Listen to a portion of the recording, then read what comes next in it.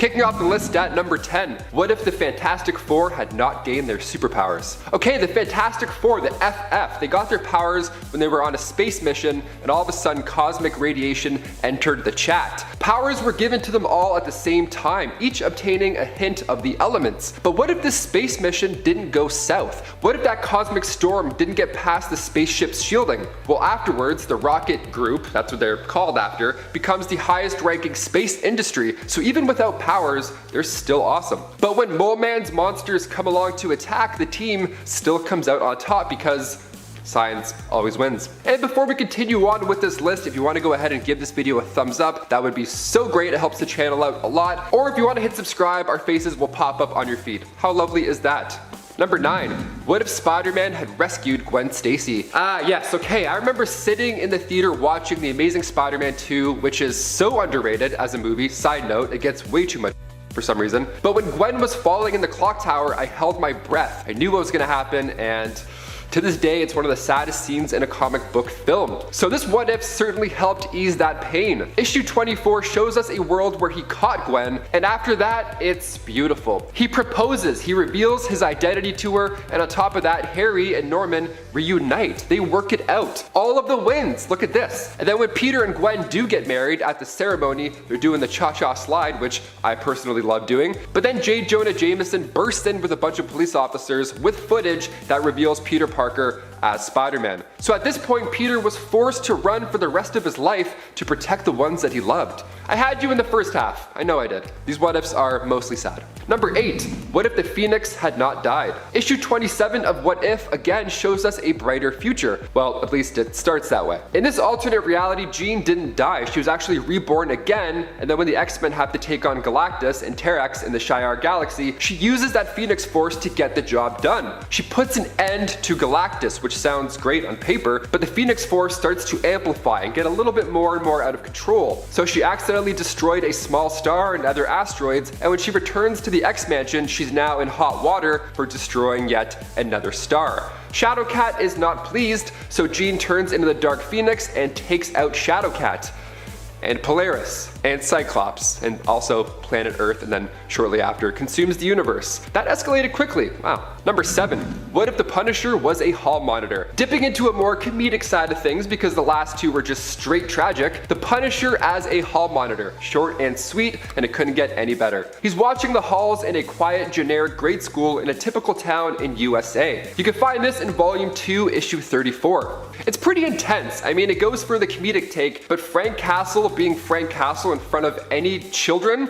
that's a nightmare. They thought they were off the hook at the beginning of the issue. The kids reiterate the fact that the Hulk is no longer watching these halls, so they're fine. So once the Punisher sends them to the principal's office after getting caught, the last panel we see is the Hulk in the principal's chair now. It's a short one, but the idea is actually terrifying and hilarious all at the same time. Poor kids. I thought my principal was scary. I thought Mr. Hubert was scary. No, the Hulk is a bit more scary. A bit, just a little bit. Number 6, what if the Beast and the Thing continued to mutate? Volume 1, issue 37. When the Thing is being mutated from Virus X in the normal timeline, Captain America tells him about MODOK's base, but in this tale, the Thing takes off before he gets a chance to do so. So Captain America and Giant Man raid MODOK's base on their own, then they get the antidote that Bill can now use to cure his cancer. Ben reaches this point when he's evolving, and he ends up releasing all of this cosmic energy that 1, cured himself of Virus X, and 2, cured Alicia's blindness. Double win. Yes. Grimm is happy with the family, and the newly cured Giant Man takes Ben's spot on the Fantastic Four. It's good. This is a good one. We got one. Nice. Number 5, Captain Benjamin Grimm. Like Master Jonathan Storm, Captain Benjamin Grimm also ended up imprisoned by Count Otto von Doom. But where Jonathan was kept beneath a waterfall, Grimm was confined to a room so small he could not even sit in it. For years, he continued to thrash against the walls, and eventually, he managed to put a tiny crack in the wall of his cell. This crack would prove to be Grimm's salvation, allowing him to escape his cell and free his fellow teammates, who then were able to join up with Sir Nicholas Fury, who was also there at the time and eager to rescue his old friend Sir Richard Reed. And if you're wondering how a tiny crack did that, well, the tiny crack was obviously the beginning of everything falling apart in his cell, so yay. Benjamin Benjamin, like his 616 counterpart, has a body that is incredibly strong due to his rock-like form. He was also the captain of the ship the four from the Fantastic sailed on when they got their powers, named, of course, the Fantastic. Hence why they're the four from the Fantastic. Get it? Number 4, Stephen Strange. Or Dr. Stephen Strange if you want. Stephen Strange was taken prisoner by sailors, being sold by them to a doctor from whom he learned many things both of science and of medicine.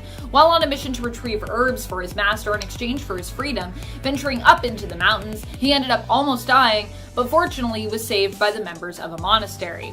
During his time there, he learned the mystical arts, and after recovering fully, he was able to complete his mission, returning with the herbs for the doctor in order to gain his freedom back. He would end up becoming the physician to the Queen of England, Elizabeth I, and would connect with Yuada, the Watcher, gaining knowledge that he could only speak of after his life had ended. Now, knowing that this was the only way for him to pass on the valuable knowledge that he had gained to other heroes of his world, he allowed himself to be executed. Once he had been beheaded, his wife, Clea, retrieved his head so that she could commune with her late husband in death to learn of the knowledge he had been given. It's all pretty powerful, I think. I think if you can die and then still be like a really cool hero and like help people after you die, that's pretty powerful to me. Number 3, Hulk.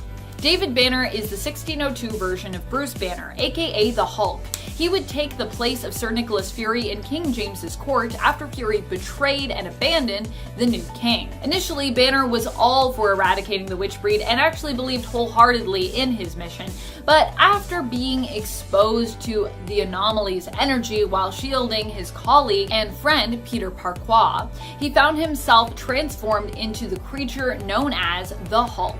He and Peter had been sent to the Americas to hunt down Fury and kill him on behalf of the king, but after this transformation, David began to question his loyalties and his beliefs. He would eventually return to England to surrender, but during his execution would actually transform into the Hulk and then kill King James. So I feel like if you kill a king, you're pretty powerful as well.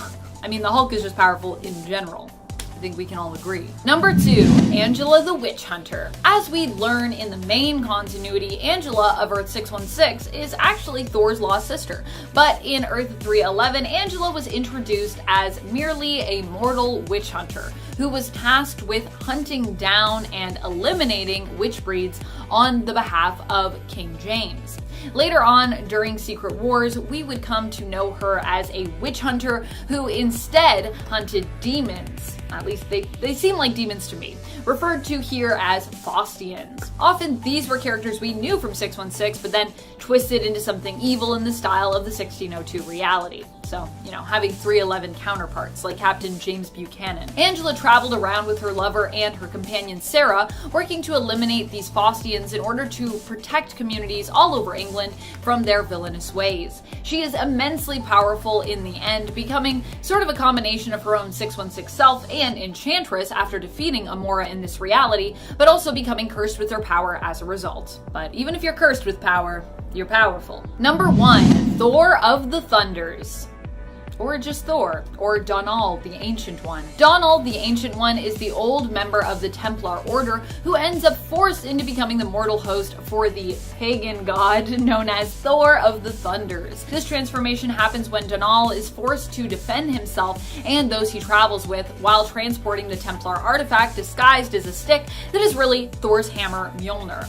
Thor is obviously one of the most powerful superhero characters in Marvel Comics, and he remains so even in this alternate world belonging to the 1602 universe of Earth 311. Number 10, Master Jonathan Storm. Master Jonathan Storm was a member of the Four from the Fantastic, who would become Count Otto von Doom's arch nemesis as well as his prisoners.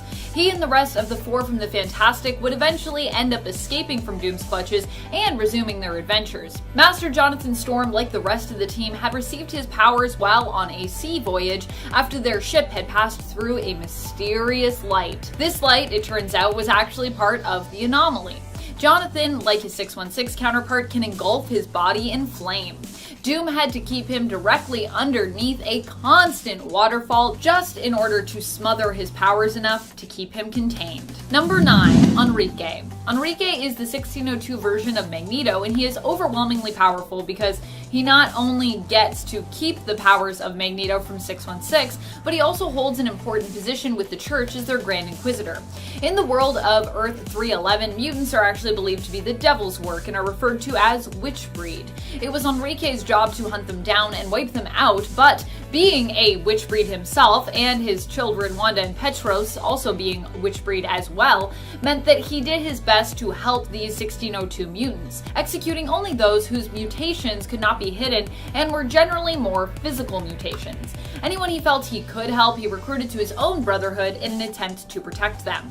While in our world, Magneto is more a villain or perhaps an anti-hero, in 1602 the Grand Inquisitor seems about as heroic as he could be given his position. So I think we can count him a hero here. And friends, before we move on to this next spot, if you are loving this list and you want to go to more alternate worlds, please be sure to let us know by giving this video a thumbs up. Number 8. Sir Nicholas Fury.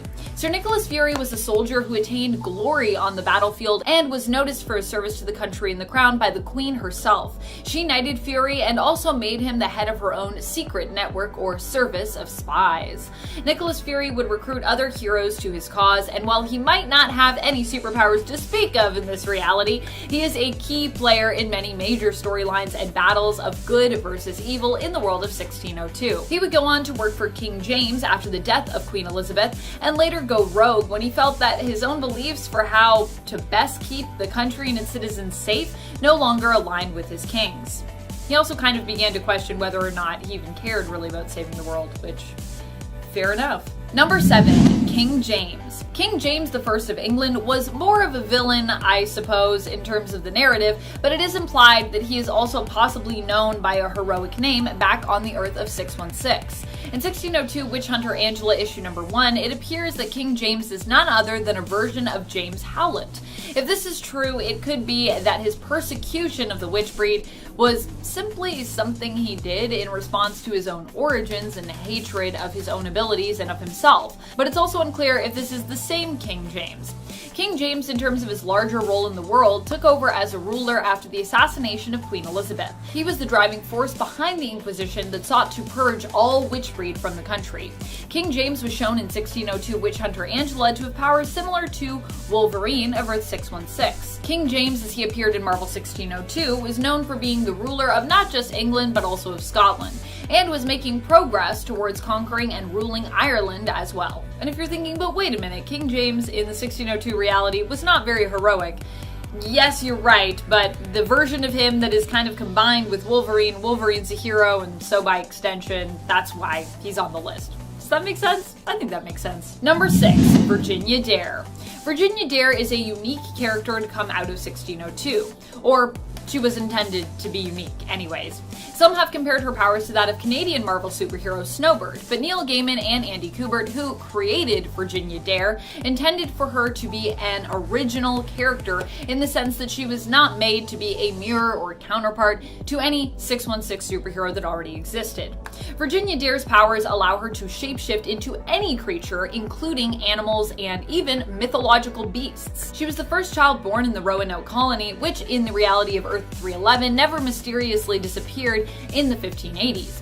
Virginia received her powers from coming into contact with the rift that brought Captain America into the 1602 reality, and she was also friends with his 311 counterpart known as Rojaz. What if the Avengers had never been? Now, with all of these multiverse stories beginning in the MCU, it feels like the Avengers have never been further apart. It's exciting, but also a little concerning. This What If was actually the first What If issue with a major death, just 3 issues in. They're going for it. So we start off with the Hulk, and instead of smashing and hitting, he's dashing and quitting. He wants nothing to do with the team. So Rick Jones is sent to look for the Green Goliath, but he ends up being held hostage, where Tony Stark has to now come to the rescue. Now they make it back to the mansion, but Namor and Hulk want more. They challenge Earth's mightiest to the fight for their lives. Now Iron Man makes suits for Hank, Jan, and Rick, but they can't control the suits. It's too much for them, so they stay in retirement. So Stark powers up his own suit to the max, and then some more, so it's a lot of power going on, almost unobtainable. But then when the rest of the team finally do show up to the battle in Stark's other suits, Hank takes a hard hit. So Tony has to then transfer his suit's energy, that fat energy, in order to keep Hank alive. So even in this What If, Tony still throws his life down for others. How sweet. Number 4. What if Professor X had become the Juggernaut? In this reality, Professor X is the one who becomes Juggernaut and gets buried in the Temple of Cyttorak. Now this caused him to go down a completely different path when it comes to the X-Men, because after this, well, he never created the X-Men, so now the Fantastic Four has to go against Magneto. So after Professor X Juggernaut head digs his way out, he discovers his telepathy was now much stronger with the added powers. What a treat. I mean, not really. He ends up taking over the country with his own X-Men posse to enforce these anti-human laws. Cyclops even sides with Magneto at this point because he's like, okay, at least this guy can block Xavier's telepathy. And it all comes down to this final confrontation with Cyclops and Xavier. They're battling it out on Asteroid M, and Cyclops is trying to remind Xavier about the vision, the original dream, with humans and mutants living together in perfect harmony. Doesn't that sound lovely? And then before we could really consider it, the ground beneath him exploded and he got launched into space forever. Oof! Number 3. What if Loki had found the hammer of Thor? The final issue of Volume 1 of What If, again, something we're kind of close to seeing in the MCU, especially with Loki Season 2 being confirmed. These timelines are about to be really enjoyable, and we might get a hint of this, I think. So Donald Blake ends up not finding the hammer because Loki tossed it into the woods, and then the Saturnians wiped out Donald. So Thor wakes up in the land of the dead, memory not included. This is all bad for Thor. It's not so much Loki using the hammer, he just alters the hammer's location, and then Thor's altered future is now a stressful one. Number 2. What if Spider-Man joined the Fantastic Four? Okay, with John Watts directing the newest Spider-Man trilogy for the MCU and the upcoming MCU Fantastic Four reboot, this next What If might not seem that impossible. The first ever issue of What If finds Pete with a number 5 on his chest. The Fantastic Five has a ring to it. I kind of love the idea already. So Pete was low on cash, so he figured, you know what, I'm gonna break into the Baxter building and straight up force an audition for Marvel's First Family. So Sue recruits Peter and the team is formidable. They're great, they're solid. They're so good that Sue doesn't even feel like there's a need for her on the team anymore. There's always something sad. Don't do it, Sue. She ends up choosing Namor as her other half, even joining him in his kingdom under the sea. Now she did love Reed as well, but her departure from the team just made it work better with the fishy guy. Now if you want to see more of that altered storyline, because it is quite intriguing, jump ahead 20 issues once you're done this epic kickoff. And finally, coming in at number 1, what if somebody else besides Spider-Man had been bitten by the radioactive spider? This is perhaps one of my favorite what ifs because I genuinely have thought about what would happen if I was Spider-Man. I work for Top 10 Nerd, of course I'm going to daydream about this. Thing is though, I'm afraid of heights, so it wouldn't exactly be smooth sailing. But I can dream, right? Even in the Marvel Universe, other big names can't handle the webs. In this What If, we see Flash Thompson, Betty Brant, and John Jameson each get a swing at the sticky life. So Flash gets bit and then he decides to take a crack at professional wrestling with the new muscles and all. Now he may have underestimated his strength because he kind of accidentally killed the guy. You should have tapped. Oops. Next up, Betty Brant gets bit, and I have to admit her costume is for sure the most stylish. Very good, makes for great Instagram posts, sure. But when she runs out of web fluid making TikToks, the thief who took Uncle Ben's life was easily able to get away. She was like...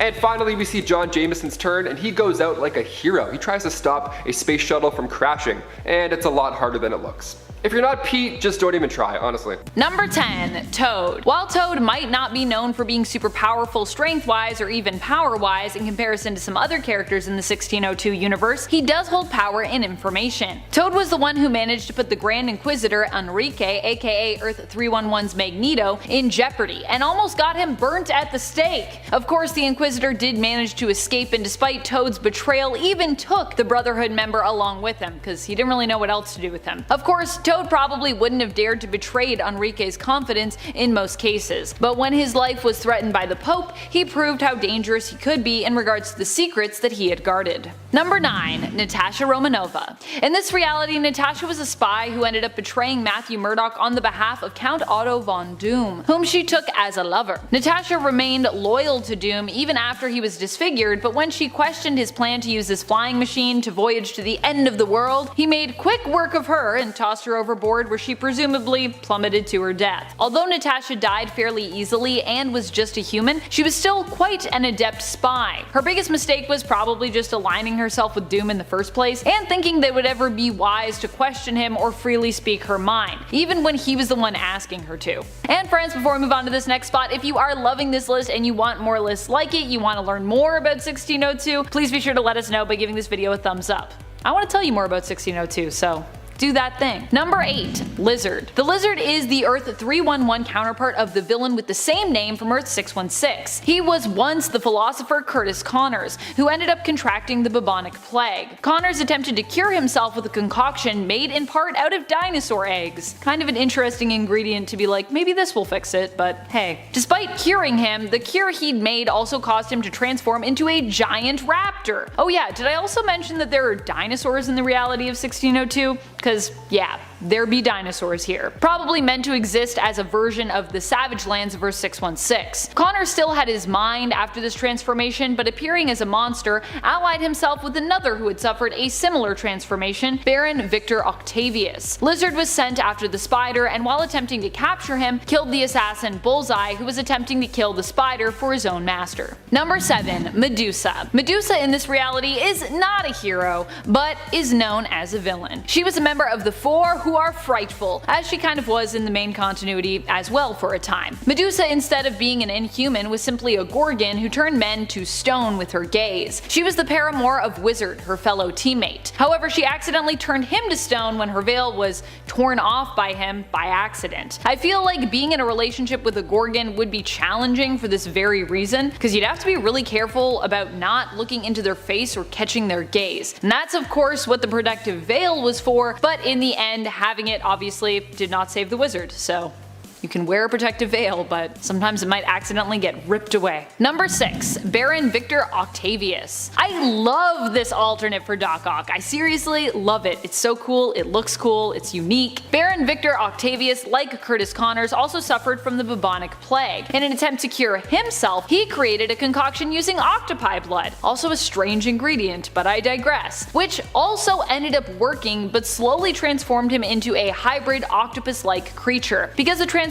from man to octopus was happening gradually, Octavius hoped to revert the process and find a cure. When he learned of the Spider, he set out to have him captured, as he figured he might be the cure, or more, the cure might be in his blood.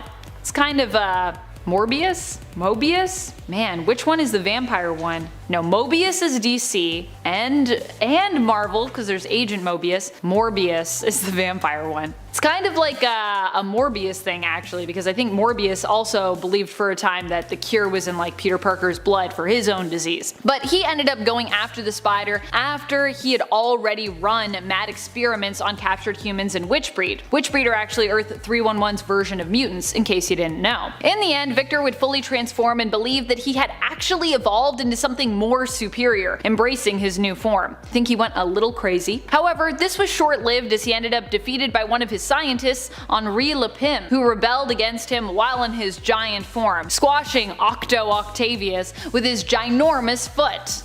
What a way to go. Ugh. Number 5. White Widow. White Widow is Felicia Hardy. She, like her 616 counterpart, usually anyways, doesn't really have any superpowers in this universe of Earth 90214. She also becomes infatuated with Spider-Man here, but is primarily involved with various villains and mob bosses. Before all of that though, she was the lover of Benjamin Urich, and acted as his contact when it came to gathering evidence on various officials and basically looking at all the corruption that was going on in the city. She managed to gather this information through her club, the Black Cat. After Urich's death, Felicia confronted his murderer, the Chameleon, who was disguised as Jonah Jameson, Urich's employer, and shot him to death. I love how much of like a fatale she is in this. It's so cool. Number 4. Daredevil. I actually really like this alternate version of Daredevil. Like, I like him a lot. His power is very similar to his Earth 616 counterpart, and like his main continuity version, is also blind. But what I really love about him is his backstory. He became blind after attempting to defend his father, a boxer, who was attacked in front of him and killed for not throwing a fight. Young Matt attempted to defend his father,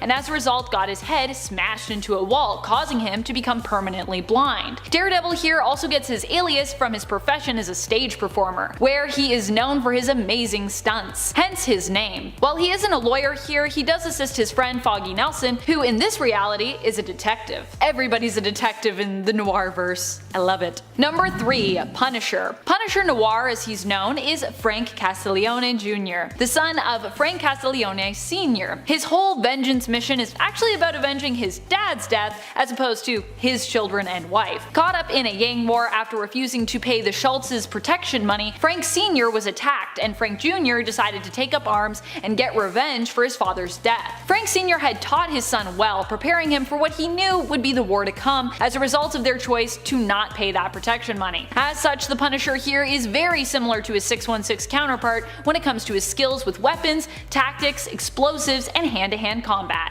Number 2. Iron Man. Iron Man doesn't have any superpowers of his own, but instead relies on technology for his super abilities, like on Earth 616. Although I think on Earth 616 now Tony might have some actual powers attached to his body, but yeah, I think he can control tech. Tony comes armed with his own Iron Man armor here in the Noirverse. Initially, he was on a hunt for the Jade Mask, which he believed would cure his unexplained heart condition, as opposed to relying on the electrical device which kept him alive. He would be betrayed on this expedition and later team up with Captain Namor on his ship, the Dorma, to search for the lost city of Atlantis. In the reality of 90214, Tony's father, Howard, is also revealed to be the supervillain Baron Zemo. What a twist! Betrayal after betrayal for Tony here. Number 1. Spider-Man. Spider-Man in this reality does still have his powers, but is also known for being a decent investigator besides. He would go on to take on such villains as the Goblin, who in this reality is a powerful mob boss. The Goblin was also the one responsible for his Uncle Ben's death here, which is a part of his vendetta against him. It's personal, like it usually is with Goblin in most other realities for Peter besides.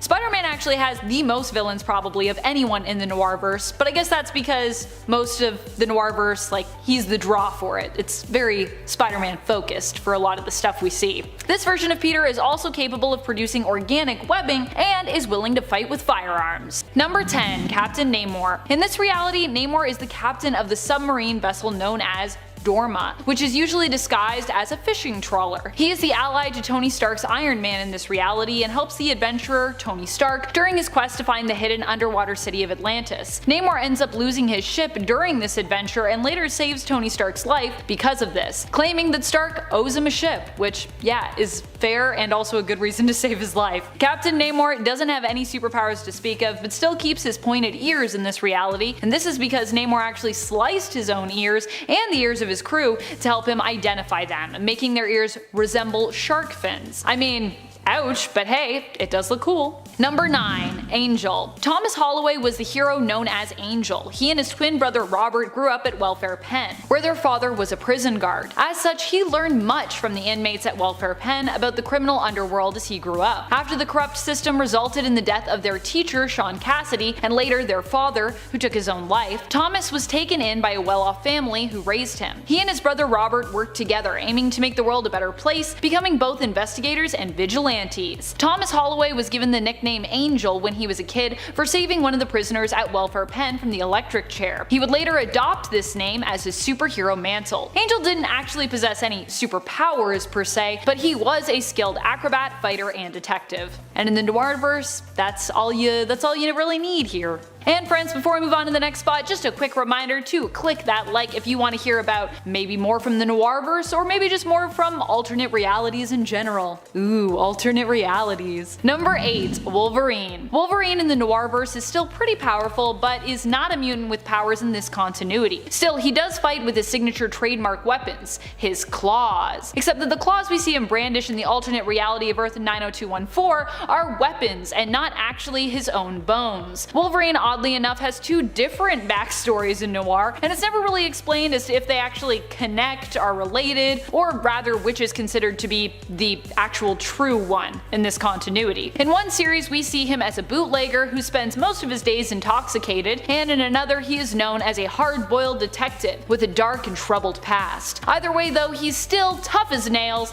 and the best at whichever he does. Number 7. Mr. Castiglione, or Frank Castle as he's also known in the Noir universe. Frank Castiglione Sr. was a single parent who returned home to New York City after fighting in World War I. His wife had died from cancer, and so he was left to raise their son Frank Jr. alone. Instead of wearing his skull vest or t-shirt in this reality, this version of Frank actually has a skull tattoo on his chest. Pretty badass. He attempted to protect and train his son when their family got tied up in a gang war. Mr. Castiglione is an experienced experienced fighter and firearms expert, similar to his 616 counterpart, but just based in the Prohibition era instead. Number 6. The Demon. Kurt Wagner here is more of a neutral figure, really, if that. But in the main continuity of Earth 616, Kurt is considered a hero and a member of the X-Men, and so for that reason we're just gonna count him here as a hero for the purpose of this list. Kurt the Demon Wagner, as he's known in this reality, claims to be the world's greatest escape artist. He ended up being hired by Weapon X, which in the reality of 90214 is tied to the German government, and was working to capture the American spy Mimic. He made his first appearance in X-Men Noir: The Mark of Cain in issue number 1. Number 5. Master Osborn. While Norman Osborn in this reality more hunted for powers than possessed them, he still had his sharp wit and his conniving ways, which granted him more power than you might think in the 1602 reality of Earth 311. Osborn initially allied himself with King James in an attempt to try and discover First Nations people's source of power. Fortunately, he would not find it, but this would not stop him from trying time and time again. Even when it seemed as though Master Osborn had been defeated, he would find a way to rebuild his reputation or escape punishment, and come back usually even more determined to secure what he believed the First Nations folks of the Americas were hiding. He was the one who killed Virginia Dare and would go on to unsurprisingly become the nemesis of Spider-Man, aka the Spider as he was known in this reality. Number 4. Emperor Numenor. While Namor is generally given anti-hero or even hero status on Earth 616, also he's definitely played the role of villain as well in the reality of 616 before, so there's that. In the 1602 reality, Namor is Emperor Numenor, the ruler of the city of the gods, known as Bensalem, that exists beyond the edge of the world. He plotted to steal away both Sue Storm and Jonathan Storm of the Four from the Fantastic to serve as both his and his cousin Rita's consorts. However, his plan to do so failed, and he ended up being double-crossed by his co-conspirator, Count Doom, which is usually how it goes for Namor in 616. The death of Namor also caused the destruction of Bensalem, which was tied to his lifeblood. Numenor not only possesses the abilities, strength, and durability of his 616 counterpart, but he also of course rules the powerful and mysterious Bensalem on Earth 311, which itself is advanced and holds a lot of power. Number 3. Purple Man. While Kilgrave is not really a villain within the alternate reality of Earth 311, he is the one that actually created this alternate universe. He hails from the alternate reality of Earth 460, where he became the president for life. Captain America of Earth 460, however, refused to accept Purple Man's presidency, continuing the fight for democracy, and in so doing had himself thrown back into the past by Purple Man. Purple Man didn't want any reason for people to basically rally around Captain America's cause, and decided the best way to get rid of him and destroy any rebellion would be to place Captain America into the past, as opposed to killing him in that present day and likely making him a martyr for others to rally around. In so doing, Purple Man actually created the reality of Earth 311, and Marvel heroes and villains surfaced years before they were meant to, appearing in 1602 on Earth instead of later in the 1940s and beyond. Number 2. Count Otto von Doom. Doom is always powerful, no matter what reality we're talking about, though in the 1602 universe he is also powerfully good at messing things up. Case in point, he ends up hunting for a powerful artifact that he intends to steal from the Knights Templar. When he manages to kidnap the old man Donnell and the artifact, he ends up being bamboozled into believing the artifact is a golden sphere, when in reality this item is actually a bomb, not the artifact. Doom attempts to use the artifact, only to discover it is a bomb when it blows up right in front of him, leaving him disfigured. Seeking a cure, he ventures to a city at the end of the world, the home of Namor, or Emperor Numenor here, known as Bensalem, and in attempting to conquer this city, ends up destroying it instead. Oops. Number 1. Enchantress, aka the Faustian Queen, or the Fairy Queen. Enchantress used Kip Marlowe's play Dr. Faustus to make citizens believe in demons, and seek them out to make deals with them, i.e. her. When they did such, Enchantress would appear before them as whatever they expected to see or desired to see, and would make bargains with said people. After making a deal with her, however, the unsuspecting victim would also be left with a little piece of her inside them, which would cause them to transform into a demon-like creature known as a Faustian. Angela the Witch Hunter and her love Sarah ended up hunting down these Faustians, and as such were made to do battle with Enchantress. Despite her great power, Angela was able to defeat Enchantress, but in so doing became cursed with said power, and herself became the new Faustian Queen. Number 10. Harry Osborn. This one's a dead friend. One of Peter's closest friends is Harry Osborn in the comics. Well, he is at least until he turns into a villain himself. Harry ends up dying at the end of Spider-Man 3, sacrificing himself to save Peter and inevitably redeeming himself. Peter forgives Harry for all that he has done, and he and Mary Jane kind of reluctantly get back together and attend Harry's funeral, mourning their former good friend and at one point, kind of villain. I mean, definitely villain. Harry in the Raimiverse is played by James Franco, but Dane DeHaan plays the character in the Amazing Spider-Man series. Dane DeHaan's Harry Osborn becomes Green Goblin in the second film and is a secondary antagonist, in a film that, like Spider-Man 3, suffered from too many antagonists. I'm just saying. I don't think we'll be seeing James Franco reprise the role in the MCU for reasons, but there is still a chance that Dane DeHaan could reprise the role. I would be interested in seeing more Harry Osborn in some capacity in these movies, as long as we don't bring back Spider-Man's costume from the Amazing Spider-Man. I forgot how much I disliked that costume. I went back to those movies for this list and I was like, man, still don't like that costume. It's not for me. Number 9. Uncle Ben.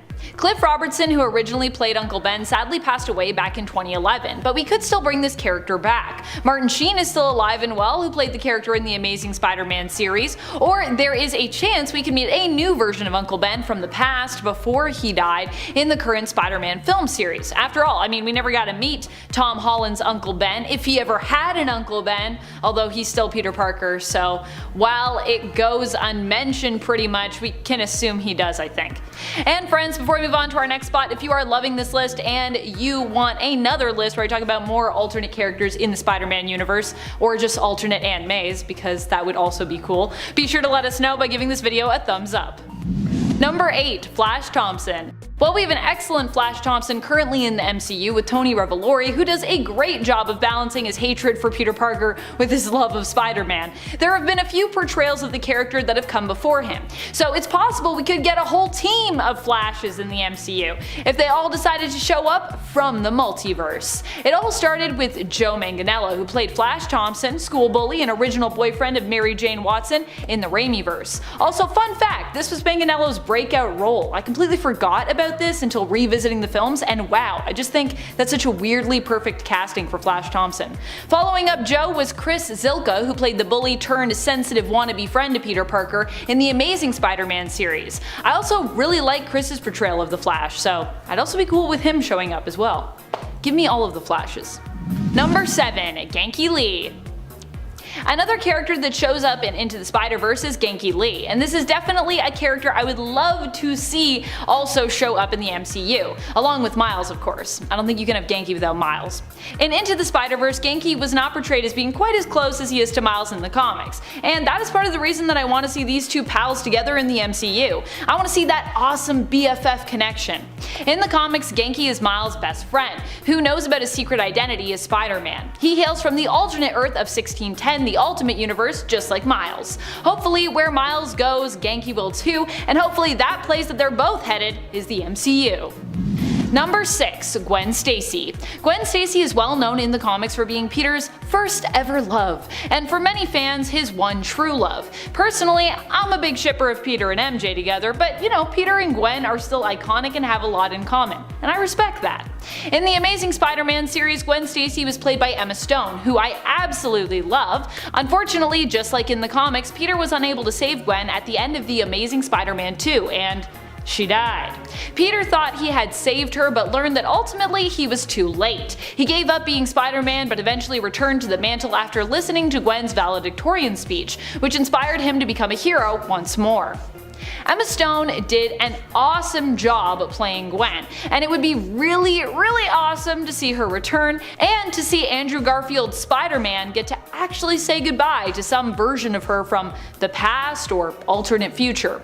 Alternatively, I also wouldn't mind seeing Bryce Dallas Howard return to the role of Gwen, as she also played the character in the 2007 film Spider-Man 3. And I also just love Bryce Dallas Howard. She has done so much since then and has proven herself an amazing performer and an amazing director. Number 5. Spider-Gwen, aka Ghost Spider. Of course, this character doesn't come to us from any of the cinematic realities. Well, I mean, she is in Into the Spider-Verse, which is a film, so it is cinematic, but it is animated, so Yeah. Either way, we can still get a live-action MCU version of Spider-Gwen, or Ghost Spider as she's known currently in the comics. How cool would that be? Perhaps even someone who has played her before would be up for suiting up and rising to the challenge to take on Gwen as a superhero. Or perhaps we could even see a new performer take on the role and show up as a new character in the MCU, but a familiar character for those fans of Into the Spider-Verse or of the comics. Number 4. MJ. Alternate MJ in this sense. For this one, I am talking about the return of the great Kirsten Dunst as Mary Jane Watson, Peter's next door neighbor, high school crush, and true love. I love Zendaya as MJ, but that doesn't mean we can't have some alternates show up as well when the multiverse starts to open up. And I think that is where we're headed here. If that happens, then we could all of the sudden be seeing different MJs appearing. Who knows, maybe we'll even see Shailene Woodley's performance, as she apparently had her portrayal of the character cut from The Amazing Spider-Man 2. Number 3. Dr. Octopus. Doc Ock appears in 2004 in the second Spider-Man film to come out of the Raimiverse, Spider-Man 2. There he was played by Alfred Molina. Although we haven't gotten the film yet, Molina appears to be reprising the role of Doc Ock and will appear in the MCU in Spider-Man No Way Home. He's spotted in the trailer, and aside from that, he has been rumored to be making a return almost since day one with this movie. Molina did himself confirm his return in an interview with Variety, and Zendaya, who plays MJ in the MCU, has also confirmed his return in an interview. We'll have to wait to see him show up in the MCU and see on what level he's returning. Will he still be a villain, and how did he escape the river he supposedly drowns in at the end of Spider-Man 2? Number 2. Venom.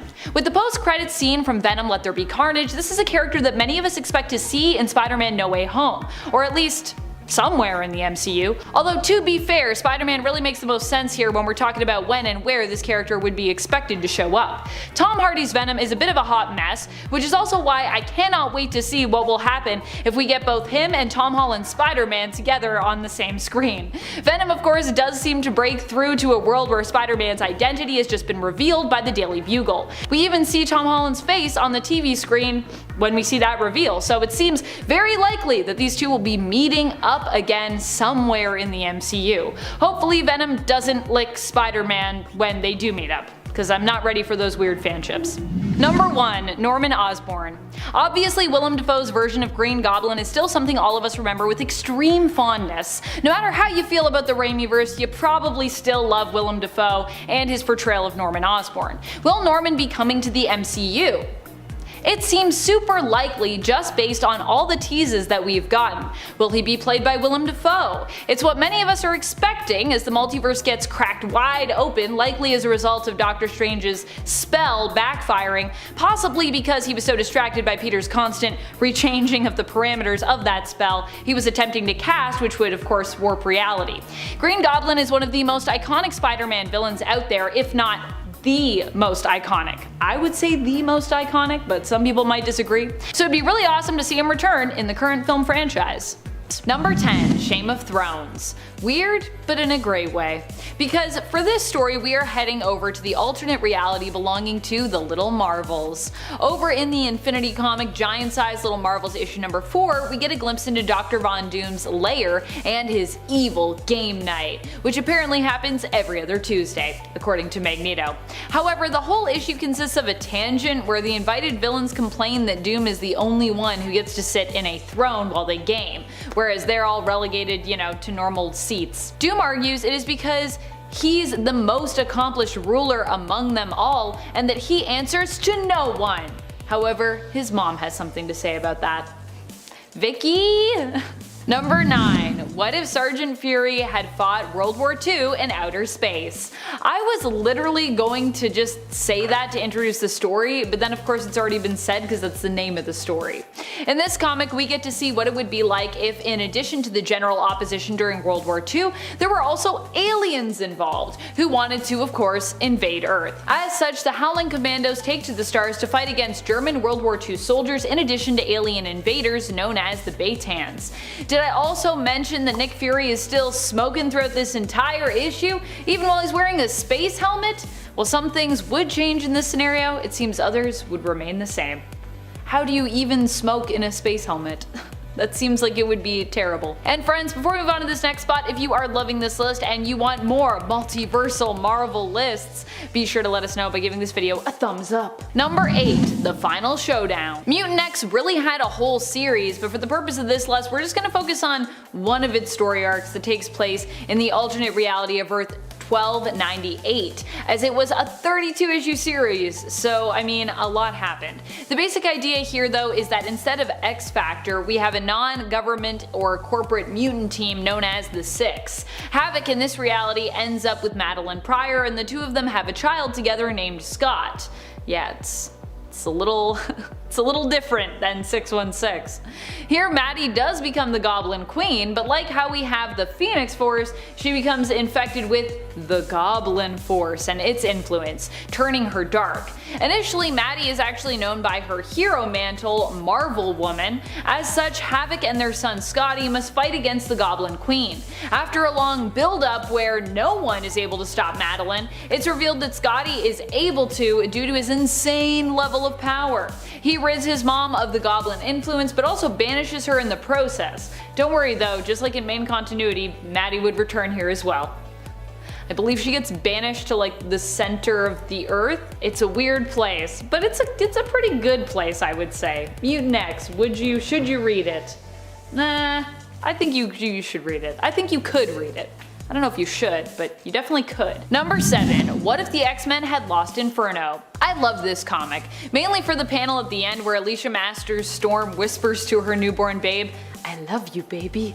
I think it might be one of my all-time favorite panels ever, actually. But there is lots of weird stuff to love from this issue, including the fact that Doctor Strange and Rachel Summers also randomly deliver this baby at the end. In this What If, we imagine what would have gone down if the Goblin Queen hadn't been defeated and instead was victorious. One of the things that would have come about? Her unleashing the beast within Wolverine and turning him into a villain who devours babies.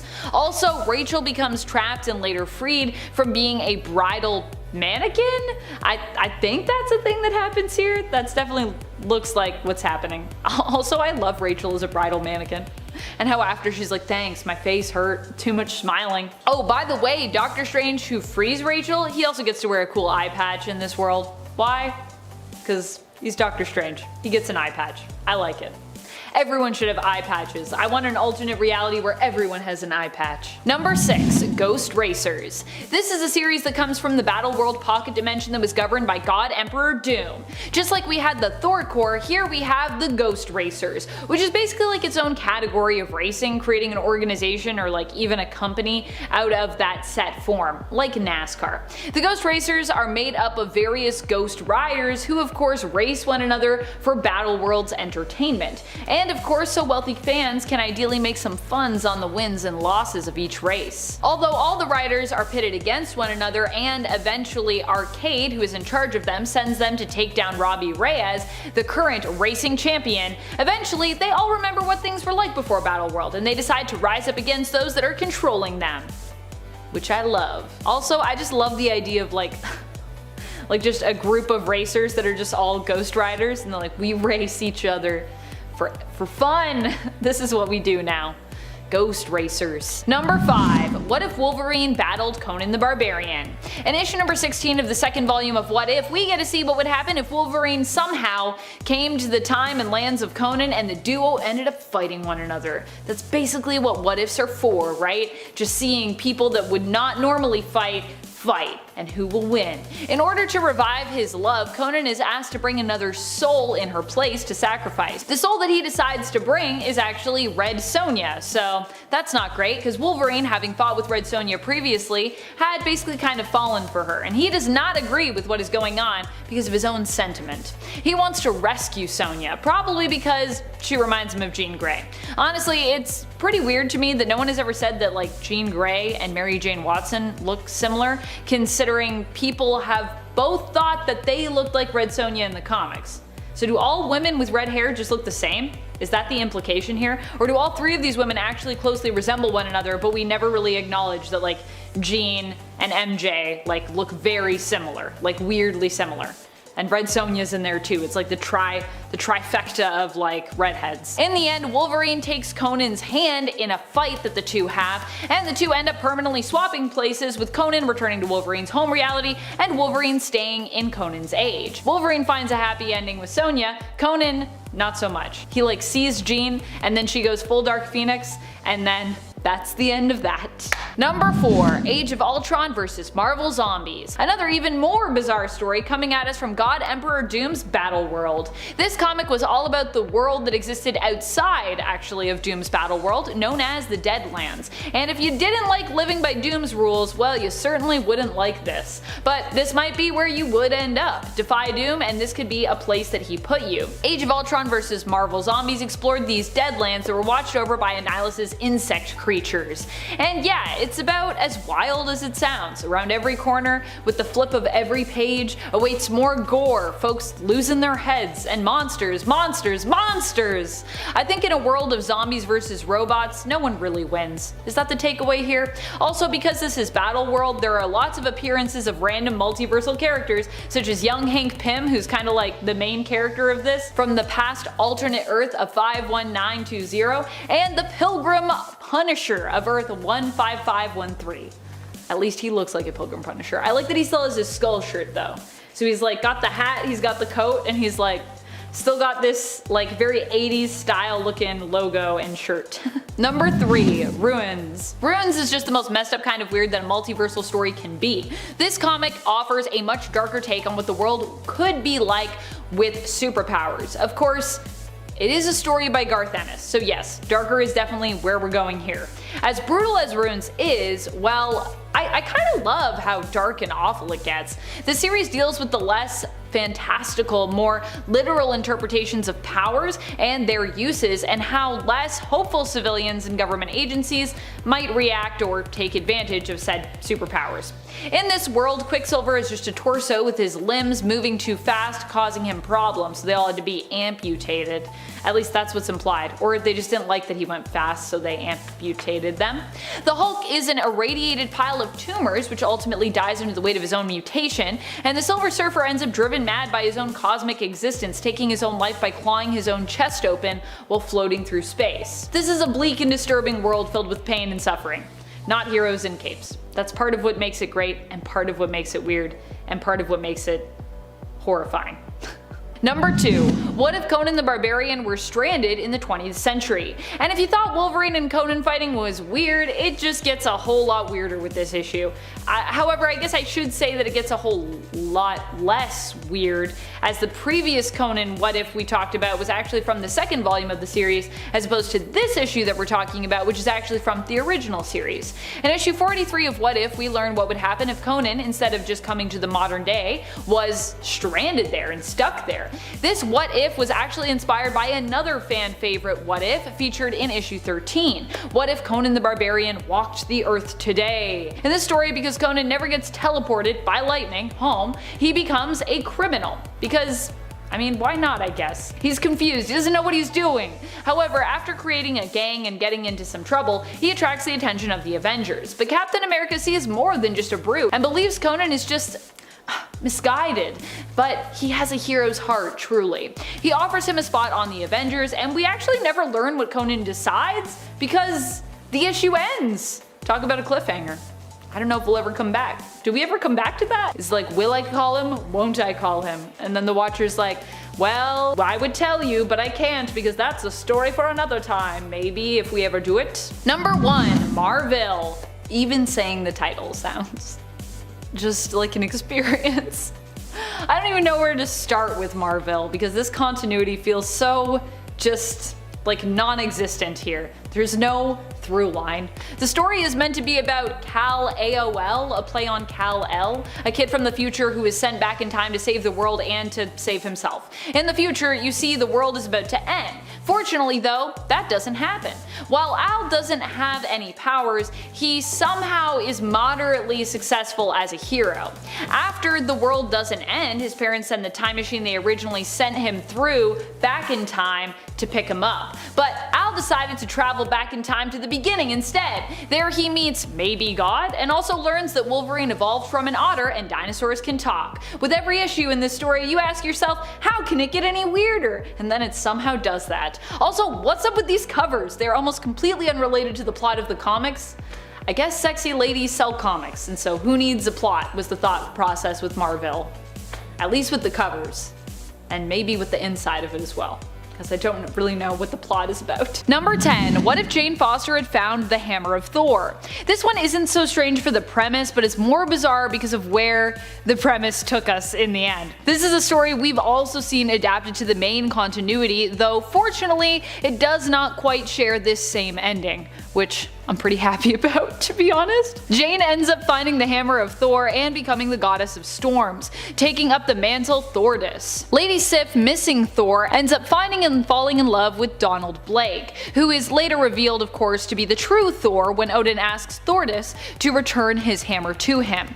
As thanks for her service however, Odin makes Jane a goddess. However, as Jane was in love with Donald, who is now Thor and is in love with Lady Sif, her heart is broken and she has to be returned to her mortal self because of this. But Odin has a better solution and proposes to Jane, who agrees, to marry him, and then they all live happily ever after.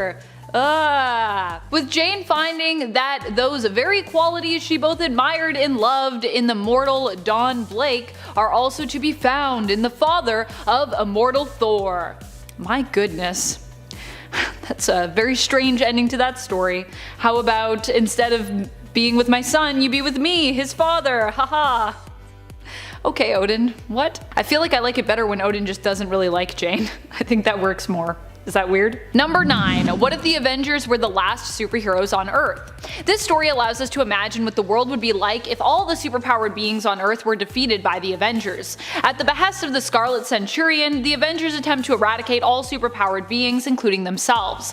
In the end, after all threats have been defeated, they decide to disband, being the last ones with powers, in order to usher in an era of peace on Earth. They all go off to live their own normal-ish lives.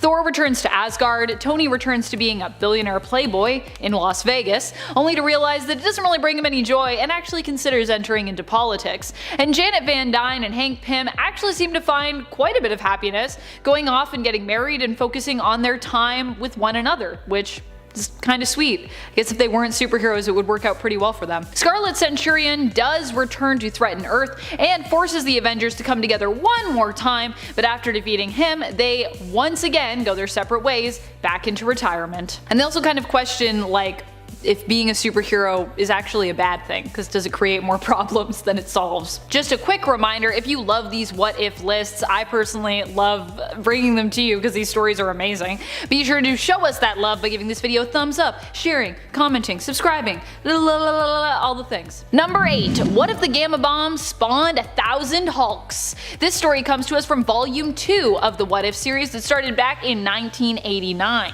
In issue 71, we get to imagine a reality where instead of just one Hulk, or the members of the Hulk family plus Hulk, we had 1,000 of them, which I would say is ultimately too many Hulks. In this story, it was the bombing on Hiroshima that resulted in these thousands of Hulks coming into existence, survivors of the attack that were basically mutated, so they became Hulks. In the end, Bruce Banner, aka Hulk, who of course goes on to become the Hulk in the story, must attempt to stand up against this army and attempt to defeat it with the help of some friends. Number 7. What if Betty Brant, instead of Spider-Man, had been bitten by the radioactive spider? This one comes to us from a 3-part story and is simply one story within that.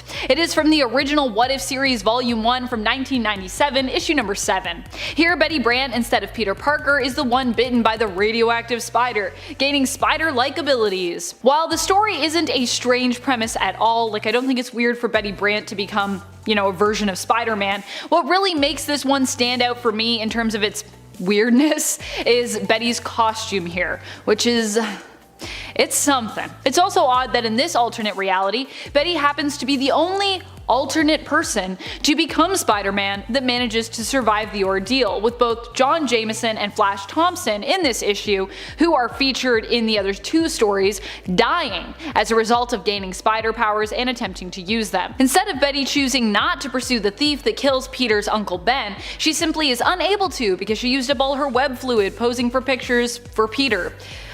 Which is a whole other thing. But also, wait, can't you just go after them anyways? Don't you have superpowers? It doesn't matter that your web fluid is gone. Anyways, she still blames herself for Uncle Ben's death and decides to quit being Spider Lady, which I think is a little harsh. I feel like she wasn't really super responsible for that, but I guess she could have gone after him.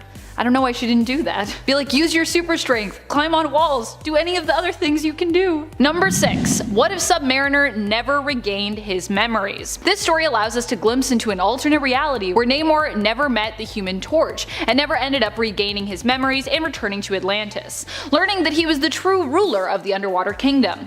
Instead, the Submariner remains unaware of his true heritage and ends up joining a ship's crew, finding himself inexplicably drawn to the sea. I wonder why. The captain of the ship, Namor's friend McCandless, ends up being mutineered against and goes overboard while injured when he believes they found the lost entrance to the center of the earth. Namor, or Mr. Smith as he's known, follows after him and ends up being retrieved from the ice-cold water by Inuits later on. They end up worshipping Namor as the Lord of the Frozen Sea, along with frozen Captain America, who they worship as the Lord of the Frozen Ice. And Namor's like, I guess this is my life now, and I'm pretty good with it. So I guess it all worked out in the end, and now he just gets to be the Lord of the Sea really far up north where it's cold. Cool, I guess? Number 5. What if Iron Man was trapped in the time of King Arthur? While all of these stories are based on things that actually did happen, this is also based on something that did happen, so if you think it sounds weird because it's just so random, that is a thing that actually happened, where Iron Man and Doctor Doom in main continuity traveled back to the time of Arthurian legend. However, rather than getting back home in this version while Doom manages to leave, he leaves Iron Man trapped in the past. Oh no! A weird turn of events ends up leaving Tony Stark as the ruler and king of England following the death of his friend King Arthur. Tony actually proves to be a great king and lives out his days there in the past just as an accomplished and celebrated ruler. I actually wonder what effect that would have had on the present, because I feel like everything would be very different if Tony Stark were the king of England. This all goes down in issue 33 of the 1997 What If series, so you can check that out if you want. Number 4. What if the Fantastic Four had different superpowers? One of them is just being a giant brain. It's true. Actually, overall, these powers feel very Doom Patrol meets X-Men in my opinion. In this alternate story, when subjected to cosmic radiation, the FF get completely different powers than what each member has in main continuity. Johnny becomes a robot, Ben gets dragon-like wings, Reed is just a disembodied brain, admittedly not a very great power, and Sue ends up with the least original powers, getting Reed's old powers instead, the ability to stretch her body like Taffy or Silly Putty. Really, I feel like Sue always gets sort of like the worst part of these stories whenever she's in a What If. Hers are always so like quick or just so kinda lame, and I'm like, dang, why does an Invisible Woman get some cool stuff? I think she was still Invisible Girl at this time though, maybe that's why. Number 3. What if Aunt May instead of her nephew Peter had been bitten by that radioactive spider? This story reimagines what would have happened if once again it was not Peter Parker who received the fateful radioactive spider bite, but instead was his elderly Aunt May. This is from a humor issue, so you know it's gonna be weird and you know it's gonna be great. And it is. Aunt May here ends up getting bit after realizing that Peter had left his lunch at home on the day he and his class were meant to visit the exhibit at the Science Institute. And if you're like, Amanda, it's not called the Science Institute. Seriously, if you go to this issue, that is what is written on the building in the Science Institute. Of what? We don't know. She successfully delivers the forgotten lunch to Peter, cottage cheese and mashed string beans, but ends up feeling unwell on her way home, and finds that she has developed superpowers. She makes her own costume, becoming Spider-Man, and ends up facing off in this story with the ridiculous villain, Leapfrog. Because that's just how it goes. Number 2. What if the Fantastic Four all had the stretching powers of Mr. Fantastic? Oh boy, I love this issue because we get 4 stories where we get to imagine what it would be like if multiple members of the FF shared basically the same powers. And in the one where they all get stretching powers, they just They just never end up becoming the Fantastic Four, because their collective power is just considered, well, kinda lame. Sue in fact insists that they never let anyone know of their powers because she feels like, and I quote, a freak. Both Sue and Ben feel as though the stretching powers are ridiculous, monstrous, ugly, and dumb, while Reed and Johnny actually think they're pretty neat and even could be useful. Still, Sue and Ben's way of thinking wins out, so the Fantastic Four never become a superhero team. The end. Number 1. What if Thanos had changed Galactus into a human being? I really love this What If story personally. It comes to us from, once again, one of the humor issues of What If, so you know it's gonna be a riot. In this story, Thanos turns Galactus into a human being in order to defeat him, and Galactus ends up on Earth with no memory of who he was or is. He does, however, happen to look a lot like Elvis Presley, and even sings and plays like him too. He meets a woman named Gertrude who introduces him to the works of Presley, and Galactus is basically convinced that he must indeed be like an amnesiac version of Elvis Presley, returned from the dead. He goes on to have a successful music career, and when his memories are later restored by Adam Warlock, who also offers to return his power to him, he actually decides instead to stay on Earth and live out his life here as Elvis with Gertrude and her son Toby, which, I mean, fair enough. That sounds like a pretty good life. Number 10. What if Spider-Man had never become a crime fighter? What else would Spidey get up to? Well, in the long run, he basically ends up as a kind of television personality, an actor, and a producer. Spider-Man makes movies that he stars in as an action hero, but still keeps his identity a secret. In the end, he works toward promoting other vigilantes through films that he produces, and still ends up getting involved in crime fighting of sorts. A ton of villains in the form of the Sinister Six end up fighting against him. Well, really they end up fighting against Daredevil, and then Spider-Man's like, Daredevil, help me. But in the end, he's like, I gotta help because Daredevil's just one guy, and he doesn't really have superpowers in the same way that Spider-Man does. Included in this Sinister Six team-up is J. Jonah Jameson, who blames Spider-Man for the destruction of his life and his paper. In the end, Spider-Man realizes that he really mucked up by using his powers for gain instead of for good, which, fair.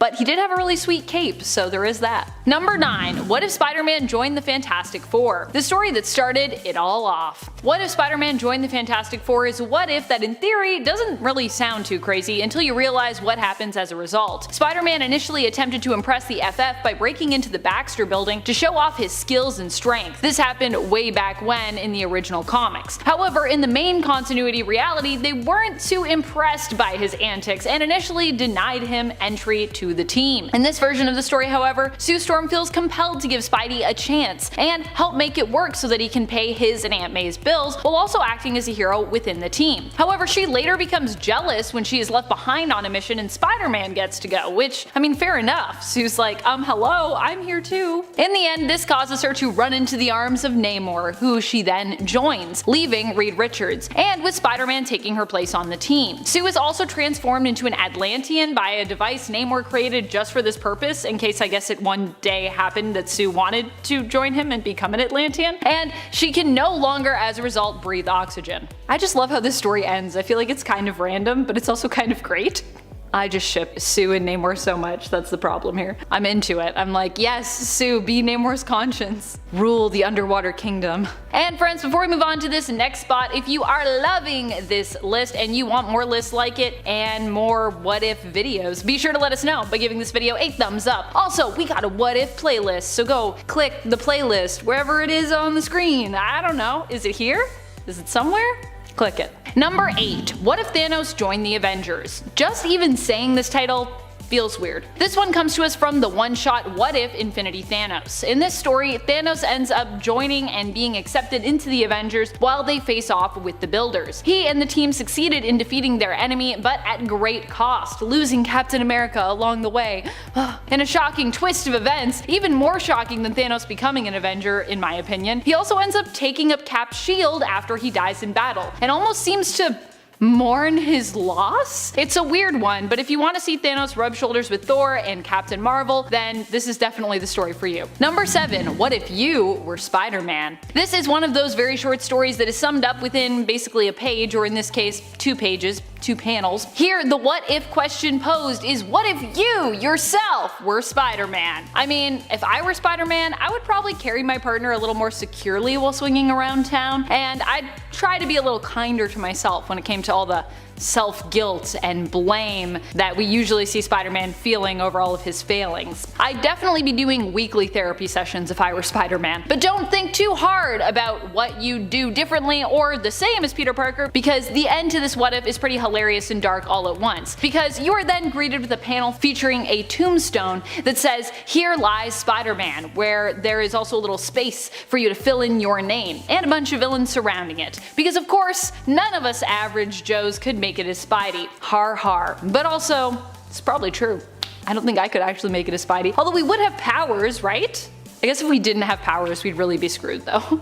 Number 6. What if Helen Taylor had become Nova? This story takes place in the pages of issue 15 from Marvel's first What If volume, beginning in 1977. Here we get a few stories involving alternate characters taking up the mantle of Nova. One such character is a woman named Helen Taylor, who is basically a random civilian, redhead, and a wife. Or should I say a widow? She gets the power of Nova just after her husband is murdered in the streets in front of her after a mugging gone wrong. Helen swears to use her newfound power to get revenge, believing the powers are kind of an answer to her plea for some way to extract vengeance on the murderer, who we know as Willie DeBrow, or Willie DeBro, depending on how you want to say that. Nova sets off shaking down every criminal joint she can find in the city and making quick work of the Kingpin along her way to boot. The Fantastic Four manage to stop her and capture her to find out exactly what her powers are and where they came from and sort of why she's doing all this. And while this is going on, we learn that months ago, Willie perished in a car accident and has been dead ever since. What a twist. And if you're like, months ago, does that make sense? Yes, this story takes place over the course of months. I actually went back to look for that because I was like, that's so crazy, it's such a long period of time. A long period of time and only a few pages. Number 5. What if Ben Parker's nephew was Galactus? I love this story. This is a humorous what if story included in issue 3 of volume 2 of the What If series. In this story, we find out what would have happened if Uncle Ben's nephew was Galactus instead of Peter. Galactus arrives home to find out that his Uncle Ben has been murdered, but he refuses to accept this, mourning the death of his uncle, who gave him his very first microscope. Oh no. With a mere thought, he vaporizes his uncle's murderer, reducing him to protoplasmic slime. Then he uses the power cosmic to restore his uncle to full health, even giving him powers and turning him into a Silver Surfer version of himself. Silver Uncle Ben? The story has a happy ending, with Aunt May satiating her nephew's hunger with a very hefty helping of wheat cakes.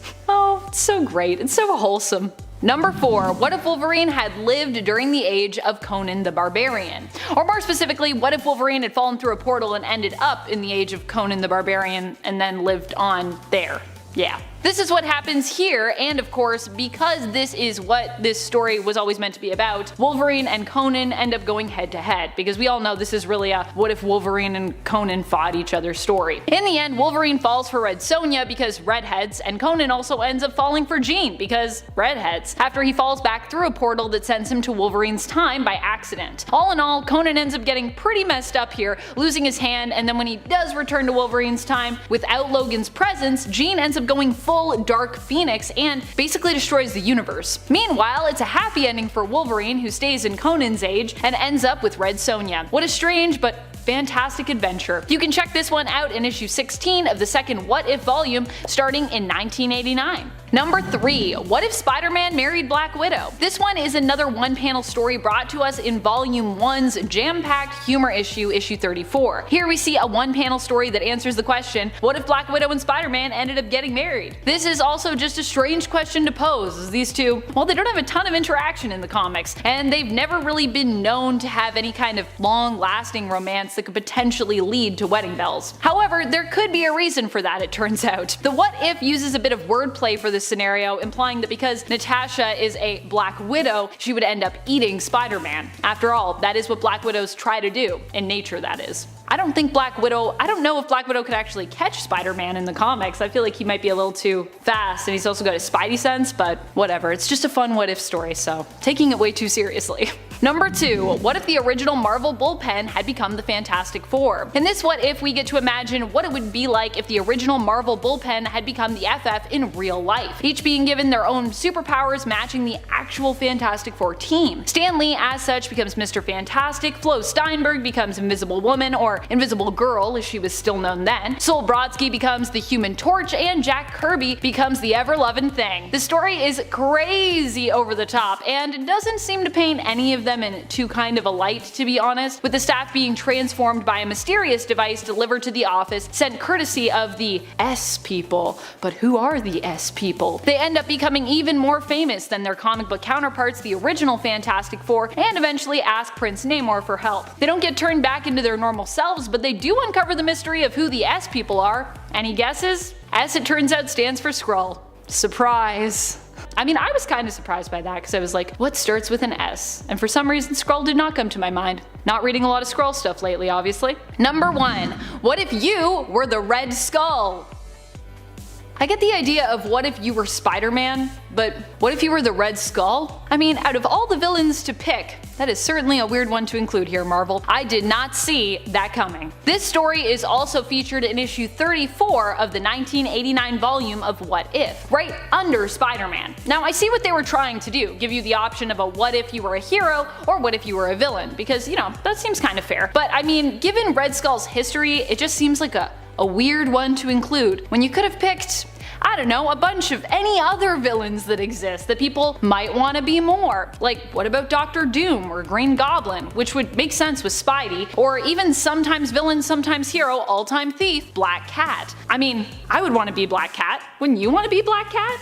She's so cool. At number 10, we have Hindsight Lad. Okay, there are going to be some joke characters on here, but I'm not messing around when I say that some of these extra weird ones would actually do well in the MCU, at least for a moment. For example, Hindsight Lad, although he's very silly and probably not meant to be more than a gag character in the comics, I think would be a very funny throwaway joke for the bigger Marvel fans. In the comics, Hindsight Lad is actually just computer programmer Carlton Lafroige, who tries to pass off the ability of learning from the past as a superpower to make it onto the new Warriors team. What's even dumber than the name is that he actually makes it onto the team and quickly becomes the least liked member. But I don't see the MCU taking the joke that far, but I could see a non-superpowered supporting character taking on the goofy mantle for a one-off joke. At number 9, we have Dupe. As silly as this character seems, he's not much more bizarre than Rocket Raccoon, and that character has proven to have made a seamless transition into the MCU since his debut in 2014. Okay, Dupe is a little sillier. He's an alien creature who looks like a green bean with arms and a face, but he has a huge range of powers and an actually pretty impressive strength level, giving him enough to hold up in a battle with Thor. He can shoot psionic energy and also use, get this, bass guitar to channel the power of the funk. He also uses a gun called the Ultimate Nullifier, which shoots bees, chainsaws, and bowling balls out of it. He's probably the weirdest character on this list in all respects, but maybe he would be a fun cameo in a battle set in space in an upcoming movie, or maybe just somewhere in the background for a second. Once again, I really think this character should only exist as a fun moment and not by any means be featured in any front-running role. I don't want to watch the MCU destroy their legacy any more than the next guy. At number 8, we have Phone Ranger. Okay, it's getting hard to keep up this charade that I actually want these characters woven into the MCU in any major way. I think it's fair to say that any of these heroes so far would be funny to see briefly just for the meme of it, but I don't want to pretend I'd actually want a Phone Ranger series or even a scene with him any longer than 2 minutes. Because this hero is literally a phone repairman with a mini spaceship. After an average phone repairman named A.G. Bell discovers a tiny ship trapped in one of the phones he's repairing, he gains access to every communication system in the world. This isn't the most compelling power set or origin story, but I don't know, maybe we could even just see an homage to this weird superhero when Ant-Man flies a tiny ship out of a telephone speaker or something, I don't know. Number 7, Moon Girl and Devil Dinosaur. Moon Girl and Devil Dinosaur make for a great pair, especially as Moon Girl's power set allows her to swap her consciousness with Devil Dinosaur's consciousness. An oddly specific but super powerful ability. Moon Girl, aka Lunella Lafayette, actually has inhuman lineage and gained her abilities after undergoing Terrigenesis. Aside from that, she is also a super genius, and despite her young age, is likely one of the most brilliant and gifted minds that we have in the Marvel Universe. Also, when we're talking about weird power sets and weird heroes who are also super powerful, Moon Girl really fits the bill, as even outside of being a superhero, she's identified as a kind of oddball her entire life. In fact, she was super nervous about undergoing Terrigenesis because of this. Although she has embraced her weirdness, she was worried that this would just be another thing that would make her stand out more and turn her into even more of a freak than she already was.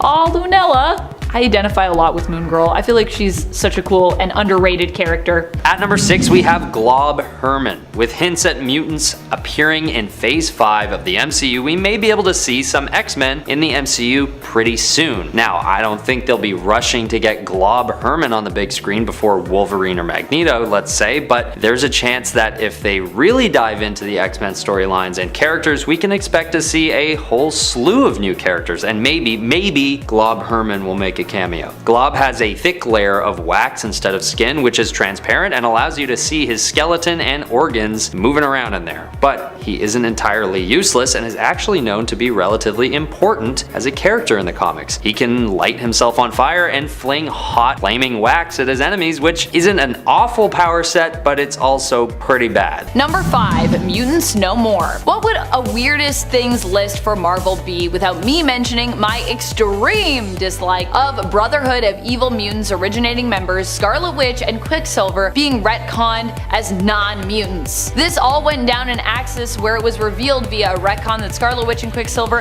had never truly been mutants or Magneto's children, but were basically tricked into thinking so based on the High Evolutionary experimenting on them when they were young. Once the High Evolutionary was done with them, he discarded them, disguising them genetically as mutants. Wanda found out about this when she attempted to put a blood curse on her relatives, only to discover that it worked on Pietro, but not on Eric. So yes, Eric is not the father, but he still basically was with them the whole time and then was like, by the way, I'm your dad, and now he's not. I think we can still count it, even though they're not blood related, but they should be blood related. It hurts my brain. At number 4 is Squirrel Girl. Probably the most competent member of the Great Lakes Avengers, Squirrel Girl actually has a decent chance to appear in some iteration in a future MCU project. At first glance, she seems like a pretty silly character sporting a big furry squirrel tail and ears, but she actually has a pretty decent power set on top of it, including super strength, night vision, a healing factor, and superhuman leaping. She's also adept with computers and communications, so even if we don't see her on the battlefield, it's possible she appears in the control room of some SHIELD operation at some point. I don't know, Squirrel Girl is a cult favorite, and out of all the weird characters on this list, she's probably one of the most respected out of all of them. Number 3, Squirrel Girl. Squirrel Girl is also one of the most ridiculous heroes when it comes to her premise and her power set. Although really what makes Squirrel Girl, aka Doreen Green, so strong of a hero, so powerful of a hero, and of a character is her likability and her approach to heroism. She has a tendency to beat villains by befriending them and persuading them to stop their devilish and deadly plots. Although she has also summoned an army of squirrels in the past to help her take down even some of the most famous and notorious villains, like early on in her career when she handily and embarrassingly defeated Doctor Doom. Squirrel Girl has also faced off and defeated the likes of Thanos and Galactus as well. I love Doreen Green. I want to be Doreen Green. She's so great. At number 2, we have Marrow. A former member of the X-Men, Marrow is another example of a sort of weird character that we can imagine being featured in one way or another in an upcoming MCU project. Definitely not in this phase, since they haven't yet included X-Men in their rollouts as of yet, but maybe in Phase 5 they'll dig deep and feature some more niche X-Men like Marrow. Her powers are basically that she can grow her bones on command. Well, at first it isn't on command really, she is actually known at first to have very little control of her powers, leaving her overtaken awakened by the extreme growth of bone matter from within her body, which is sort of gross and terrifying, but perhaps that could be used in a cool way for the MCU. Maybe Marrow is facing challenges controlling her powers throughout one of the movies, and only when Professor X helps her hone them does she come through as a Deus Ex Machina at the end of one of the movies. I don't know, something like that. She's not even that weird, honestly. I just genuinely think I'd like to see her in an MCU project. At number 1, we have the one and only, my all-time favorite, 3D Man. If you've watched my other Weird Heroes lists, you'll know by now that I'm a huge fan of 3D Man. Is that ironic? Is it a serious claim? You can't tell. Well, honestly, it's a bit of both. Primarily, I just love the idea of a hero that's 3D themed with absolutely no relationship to anything 3D whatsoever. Something about the character being stuck in the early 2000s when 3D had hit another golden age, sporting a green and red suit and the whole thing, something about that just makes me laugh. So that's the ironic side, but honestly, I think this character could be explored further. Delroy Garrett Jr. grew up as a track and field star, competing in the Olympics and the whole 9 yards, no pun intended. But I feel like there hasn't been a hero that's, before anything else, an athlete. Unless you count Spider-Girl. I guess Spider-Girl was an athlete in school, but she hasn't been in the MCU. But I just feel like this could be a cool opportunity for Marvel to offer more representation to the athletics community. That, and how 3D Man's whole vibe is lost in time, and it would be so cool and maybe a bit refreshing to revisit that retro early 2000s era at some point on the big. Number 10, Exceptional.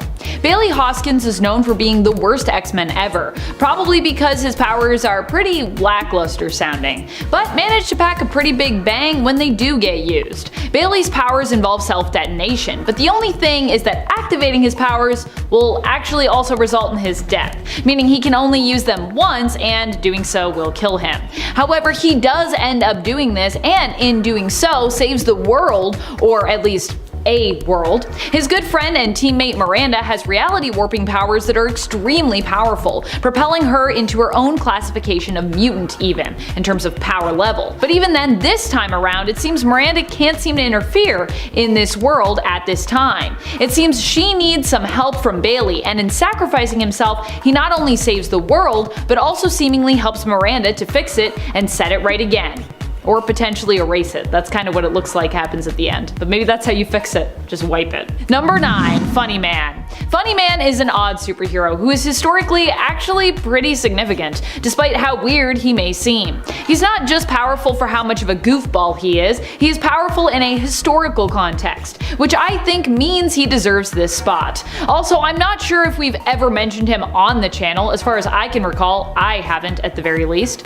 Funny Man was a creation of Jerry Siegel and Joe Shuster, after they both left DC and began what would become an epic and long-time legal dispute over the rights to Superman, not feeling they were being fairly paid their dues. And for those who don't know, Jerry Siegel and Joe Shuster are the ones that created Superman. Siegel especially was passionate about getting the rights to their character back. After leaving DC, they reconnected with former DC editor Vin Sullivan, who had started up his own comic book company, Magazine Enterprises. Jerry and Joe tried to create the magic of Superman again, but this time by teaming up to make something entirely different and new, Funny Man. Celebrating their love of comic book pranks and humor, Funny Man was comedian Larry Davis, who after a publicity stunt gone wrong, ends up actually catching a real-life criminal, and decides to become a bona fide superhero, using his jokes and funny pranks to apprehend and stop criminals. A wacky idea that sadly did not end up panning out in the end for Jerry and Joe, as the character only lasted 6 issues. Funny Man didn't have any powers, but he was miraculously and comically good at stopping villains with his antics, and sometimes even doing this completely by accident. Number 10.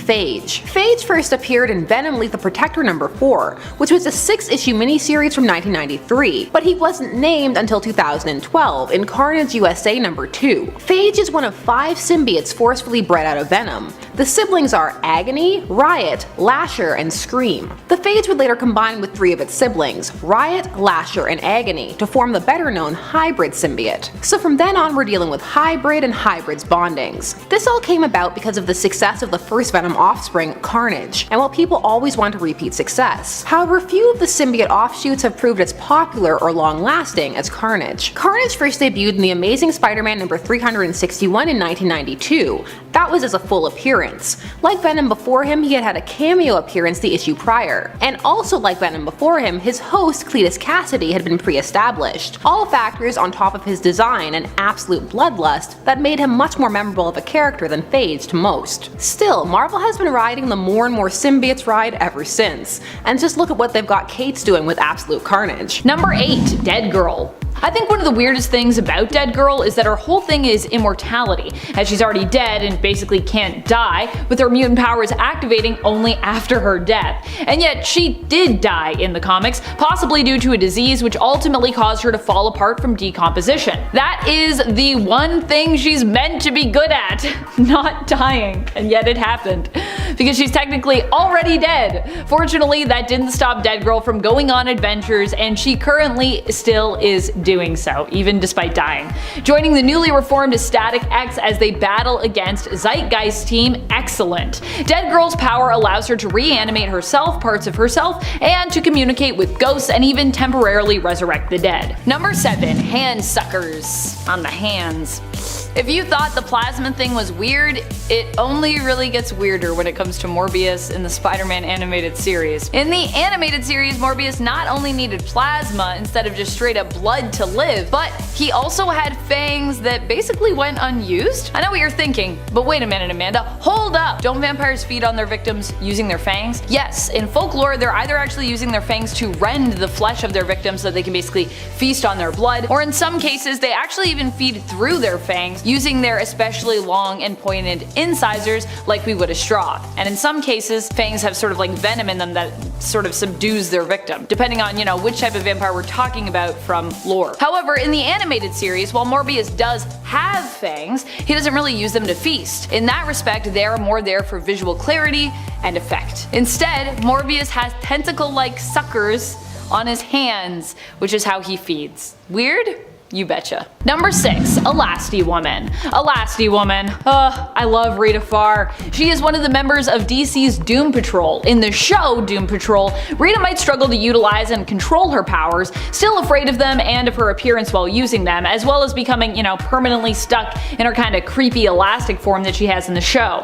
But in the comics, Elasti Woman has learned to master her abilities. Rita gained her powers while she, as a Hollywood actress, was working on a set in Africa. She was exposed to volcanic gas, which allowed her to change the size of her body and limbs at will, also having the ability to stretch her limbs. John Byrne's interpretation of the character was also able to alter the size of objects just by touching them. And the current Prime Earth continuity version of her also has shapeshifting abilities. I also feel like DC's Doom Patrol series does a great job of capturing what shapeshifting or stretching powers would be like in real life, and kind of the whole horror and body dysmorphia aspects of them.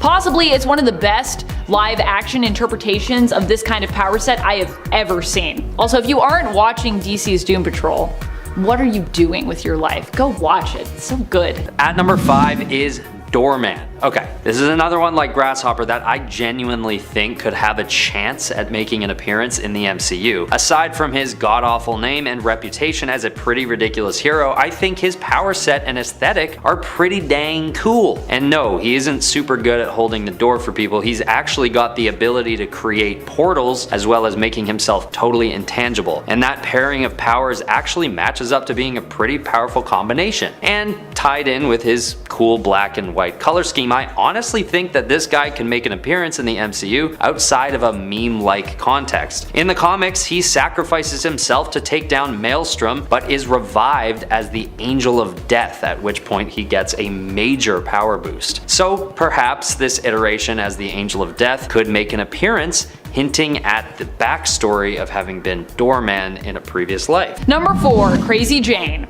Crazy Jane is a member of the Doom Patrol, and honestly, that is a great team to look at if you want to find some superheroes who are actually quite powerful but also just wonderfully weird. Jane is no exception to that rule. She's kind of like Marvel's Legion, who appeared only a few years before she made her debut over at DC Comics, first appearing in Doom Patrol issue 19 of the 1987 series. Created by comic book writing legend legend Grant Morrison and masterful artist Richard Case. Crazy Jane is Kay Chalice, who within her has at least 64 personalities, each with their own personas and their own power sets. While this means that she has a lot of power at her fingertips, the challenging thing is that Jane often struggles to find balance with the various personalities residing within her, and has demonstrated various levels of control over them, and they over her. Number 3. Vision loves Scarlet Witch because of Ultron?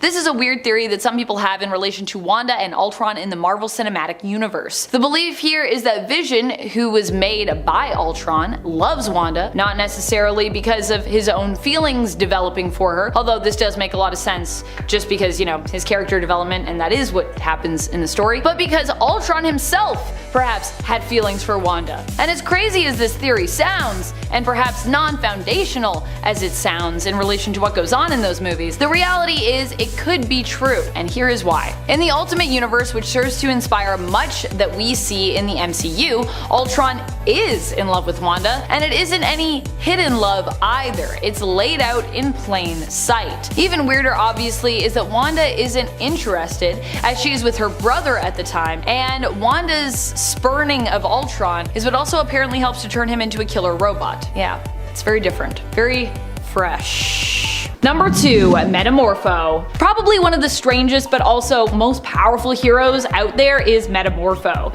Metamorpho made his first appearance back in 1965 in The Brave and the Bold issue 57, and has also been known as the Element Man in comics. He has a very unique and interesting power set that allows him to transform his body or parts of his body into any element. This also gives him a pretty unique look as well. Metamorpho isn't the only hero to exhibit these powers though. At one point we also had Element Girl, whose story ended up turning quite bleak in the end, I must say. She assisted Metamorpho on some of his adventures, and maybe if we do a part 2, I will tell you some more about her on that list. Number 1. Dupe. By far the strangest, yet kinda in a weird way most OP characters of all time from Marvel has to be Dupe. Okay, so he's at the very least the most strange, even if you don't agree that he's the most OP.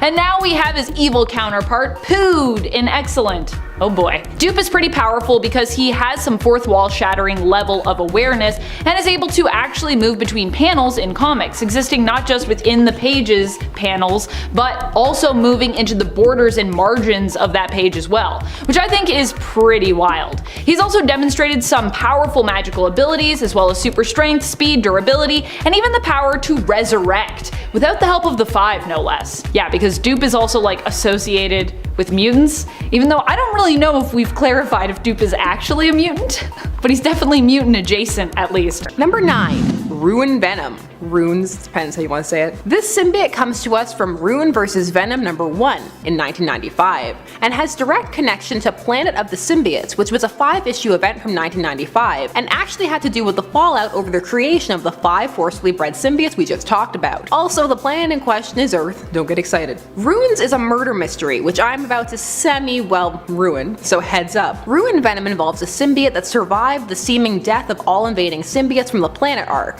and bonds to Ruin. So, who is Ruin? Well, Ruin was an extreme vampire-like creature created in the 90s who debuted in Sludge number 1. He begins framing Venom for murders around town by writing Venom in huge letters next to the victim. Copy and carnage much? Of course the media falls for it. However, Ruin Venom runs into some problems, not only when real Venom comes to investigate, but also when Ruin begins to suspect some of his actions are being influenced. Ruin. Number 8. Kroba. Kroba first debuted in Venom Seed of Darkness number 1 in 1997. Are you picking up on just how much Venom stuff was going on in the 90s? There was no escape. If you didn't like Venom, Godspeed. Side note, Kroba's heading on the cover is The Living Darkness, and inside the book, he's called The Abyss That Walked.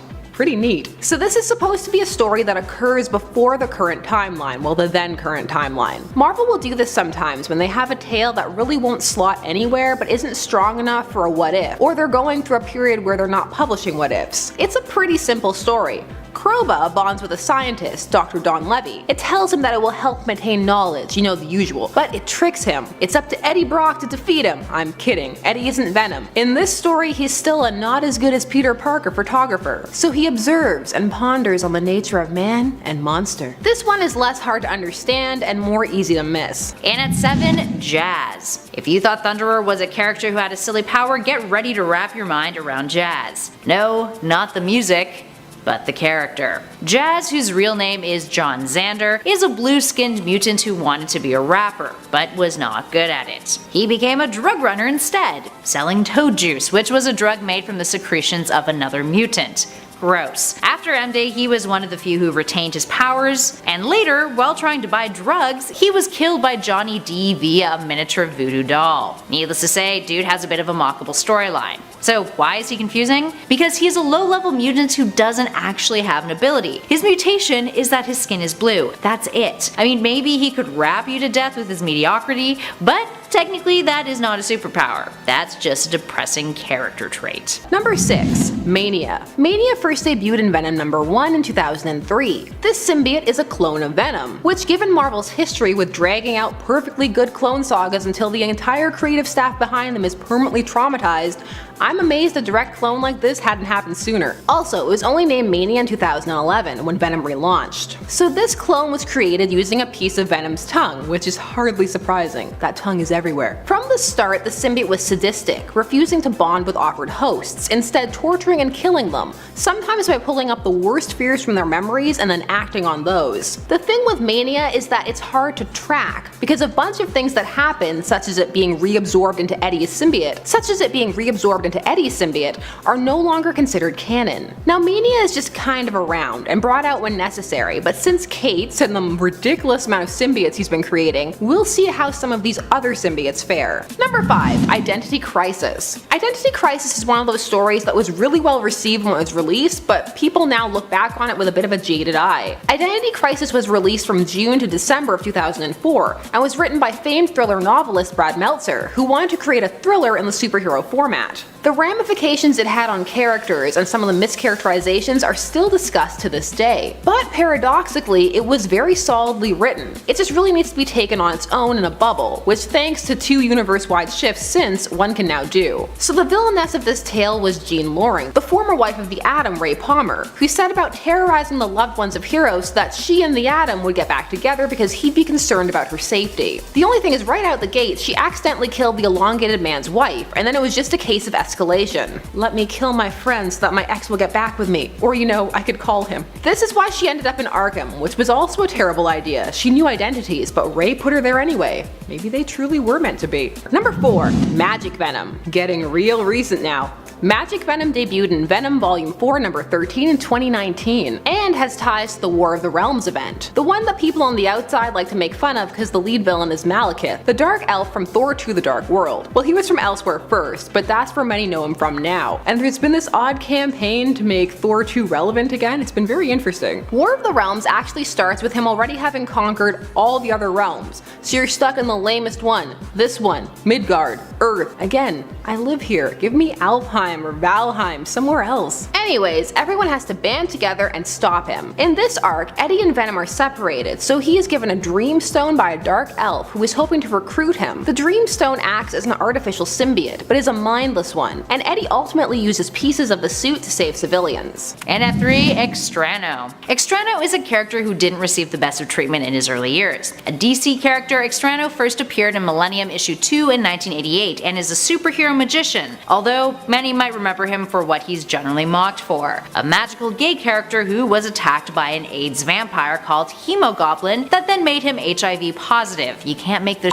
up. Needless to say, the portrayal was not a great one, especially for the queer community in a time when there was plenty of misconceptions about AIDS. He was a character who was selected by the Guardians of the Universe to take part in an experiment in human evolution, which made him into a powerful magician, whose sorcery abilities were never really fully elaborated upon. He would dress in loose, colorful garments, refer to himself as auntie, and was pretty much coded as a homosexual character, who later would acquire a powerful skull crystal that made him more masculine, which was largely believed to be the result of negative comments from readers. His magic consisted of stage tricks, using ping pong balls to outwit his foes. He could levitate and fire blasts of energy from his hands, but not much of what he could do was explained in great detail. He was very much the token magician character. Now these days he's gotten a bit more of a makeover, although his abilities are still quite ambiguous. He appeared in DC Rebirth, working with Midnighter to locate Apollo's soul in Hell. According to writer Steve Orlando, who himself is bisexual, I quote, "With a book like Midnighter and Apollo, which from cover to cover is a love letter to queer characters and our struggle to live, be visible and loved, it felt right to return one of the first and reintroduce him to a new generation. Maybe there's hope for Extrano after all." Number 2. The Beyonder. For this version, we have to go to yet another one of Marvel's humor issues. These issues have brought us such gems as What If Black Panther Was White? Now I give you The Beyonder. Just let the pun wash over you. Live in it. Be the pun. This comes to us from the What the ? A self-parodying comic series for silly jokes. Its tagline was, "The Marvel Mag of Mirth and Mayhem." The Beyonder is this universe's version of the Beyonder, who gives Spider-Ham a version of the black uniform. But it's not a symbiote. I just want to tell you about the Beyonder. It's fun to say for me, but it's probably not fun for you to listen to. Number 1. Scorn. Scorn first debuted in Carnage number 5 in 2011. So Scorn was created out of a piece of Carnage left in space after Carnage was torn in half by the Sentry, but he got better. The Sentry may be one of the most powerful beings out there, but Carnage has plot armor and sells comics, so take that, Sentry. The pieces are collected to attempt to create prosthetic limbs, so the first thing that the symbiote bonds to is a prosthetic arm. Because of this, Scorn can bond to technology. Now this is an element that some find confusing, and also there are other story elements that make Scorn a bit convoluted. Things like how Cassidy was alive and had been preserved by Carnage and was repaired by these prosthetics. Again, you can't kill Carnage. Scorn was eventually corrupted by Null, the symbiote god, and started a cult to worship him. She was killed by Carnage after offering herself to him. Absolute carnage. There is so much carnage going on right now. Number 10. Baby Inheritors. We've gone into the Spider-Verse multiple times in the comics now, and we are about to go back again. Supposedly one last time. We'll see what happens. But I'm sure nothing can top the weirdness of how the last Spider-Man multiversal crossover ended. In the first Spider-Verse in the comics, the Inheritors were the group of villains that the Spider Totems of the multiverse had to band together to fight. At the end of that event, they defeated them, but then oddly enough, they returned again via Superior Spider-Man, aka Otto Octavius' tech. The Inheritors managed to clone themselves and make a comeback in Spider-Geddon, once more uniting the Spider Army to come together and defeat their threat to the multiverse. The Inheritors are basically energy vampires who specifically prey on animal or insect-inspired totemic beings, like Spider Totems. Spider Totems are basically people across the multiverse with spider-like powers and abilities who were destined to become spider-themed heroes and protect their world. At the end of Spider-Geddon, the Inheritors are defeated by being turned into baby versions of themselves and given to Spider-Man, Aunt May of Earth 3123, to raise to be good. Because that's how you defeat villains sometimes. Sometimes you just gotta raise them yourself. Number 9. Feed me plasma. One of the weirdest things, especially here on the internet, is everyone's obsession with Morbius feeding on plasma and not human blood. I mean, the amount of times I've talked about Morbius drinking blood and people on the internet have been like, actually it's plasma. It's an insane amount.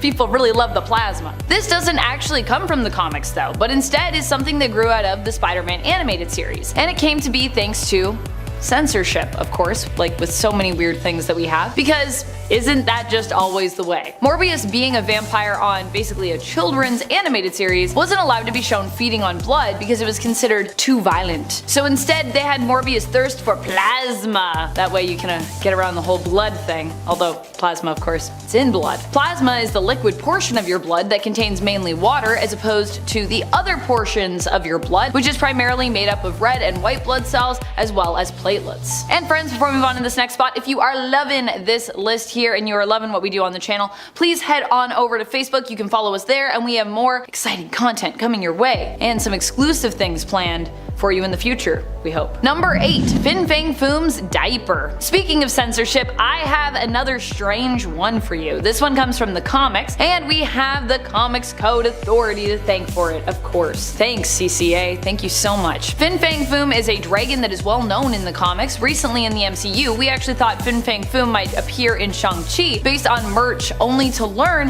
that the dragon there was actually instead known as the Great Protector, so that was not Fin Fang Foom. In the comics, I recently saw Fin Fang Foom in the pages of Marauders, where he pops up before the original team dissolved, with Iceman actually fighting Foom before deciding to take a vacation from his work on the team, eventually leaving the Marauders completely once they rebooted that series. Well, I mean, at least he's gone for now. Bobby might be back later, but for now, he's out. Fin Fang Foom has years of history, and a good chunk of those years he spent in a purple diaper. Why? Because the CCA was worried about the dragon's indecent exposure. I'm not joking here, guys. That's what they were like. They're like, he's gotta wear pants. He's out there, he's naked. And it is for the reason of dragon modesty that he was forced to wear his iconic purple diaper or boxers or shorts, depending on, of course, who's drawing him and, you know, how you, as the person reading and looking at the comic, want to interpret that garment that he was forced into wearing. At number 7, we have Grasshopper. This guy is known as a bit of a loser in the comics, having been killed off a handful of times in pretty embarrassing ways. But despite this, and despite the fact that he's based on a much less cool insect than Spider-Man, I think he has some potential. Even if he's kept as a sort of B character, I think he could fit into the MCU in some weird way. I think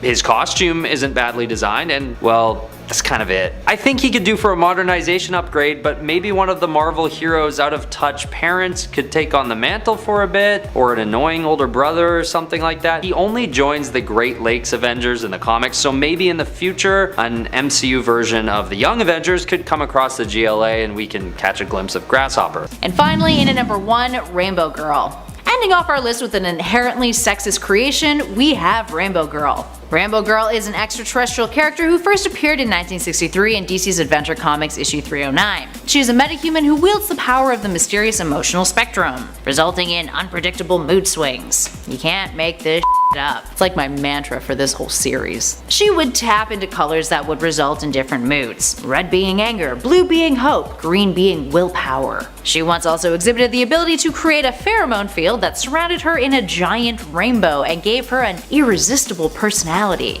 Ugh.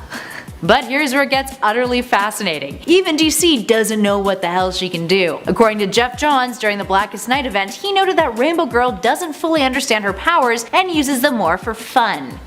Just kill me now. Number 6. Clone Saga. Some people love it, some people hate it, but if you had to collect it or organize it into a trade, all of us were likely confused by it. Even to this day, the Clone Saga remains a hard story to follow because it spanned so many different Spider-Man comics, and because we had so many Spider-Man comics. The Clone Saga is a story where Spider-Man ends up being cloned by his nemesis, the Jackal, and then upon meeting his clones begins to question if he is actually the original Peter Parker or merely a clone himself. A lot of people are not fans of the Clone Saga because of the story's twist at the end, which many felt made the emotional investment that they had put in during the crossover story feel worthless in the end. Number 5. Multiple Man. Multiple Man has a strange and yet awesome power. He can create duplicates, often referred to as dupes for short, of himself, and use them to do and learn all sorts of things. Why learn? Well, because when he absorbs these duplicates back into himself, he also gains all their memories and knowledge, as long as he gets to absorb them back, that is. We've seen a lot of weird stories with Multiple Man because of this part of his unique power set, including one where he had a baby with his girlfriend Siren, but because he had actually sent a dupe to sleep with her on the night the child was conceived, when he first went to hold their newborn child because it was actually a product of a dupe, it got absorbed back into him. Lots of weird things about that. Well, that whole scenario. And then there was the time that he secretly sent a dupe posing as him, I mean technically they're all him, but you know, they're not the real him, to hang out with Layla and their son together, Davy, when Davy took his first steps. This dupe tragically died during an attack on Madrox's lab in X-Corp, so he wasn't able to actually absorb him back, and therefore lost those memories forever. Ooh, sad, weird. Kinda awful, Jamie.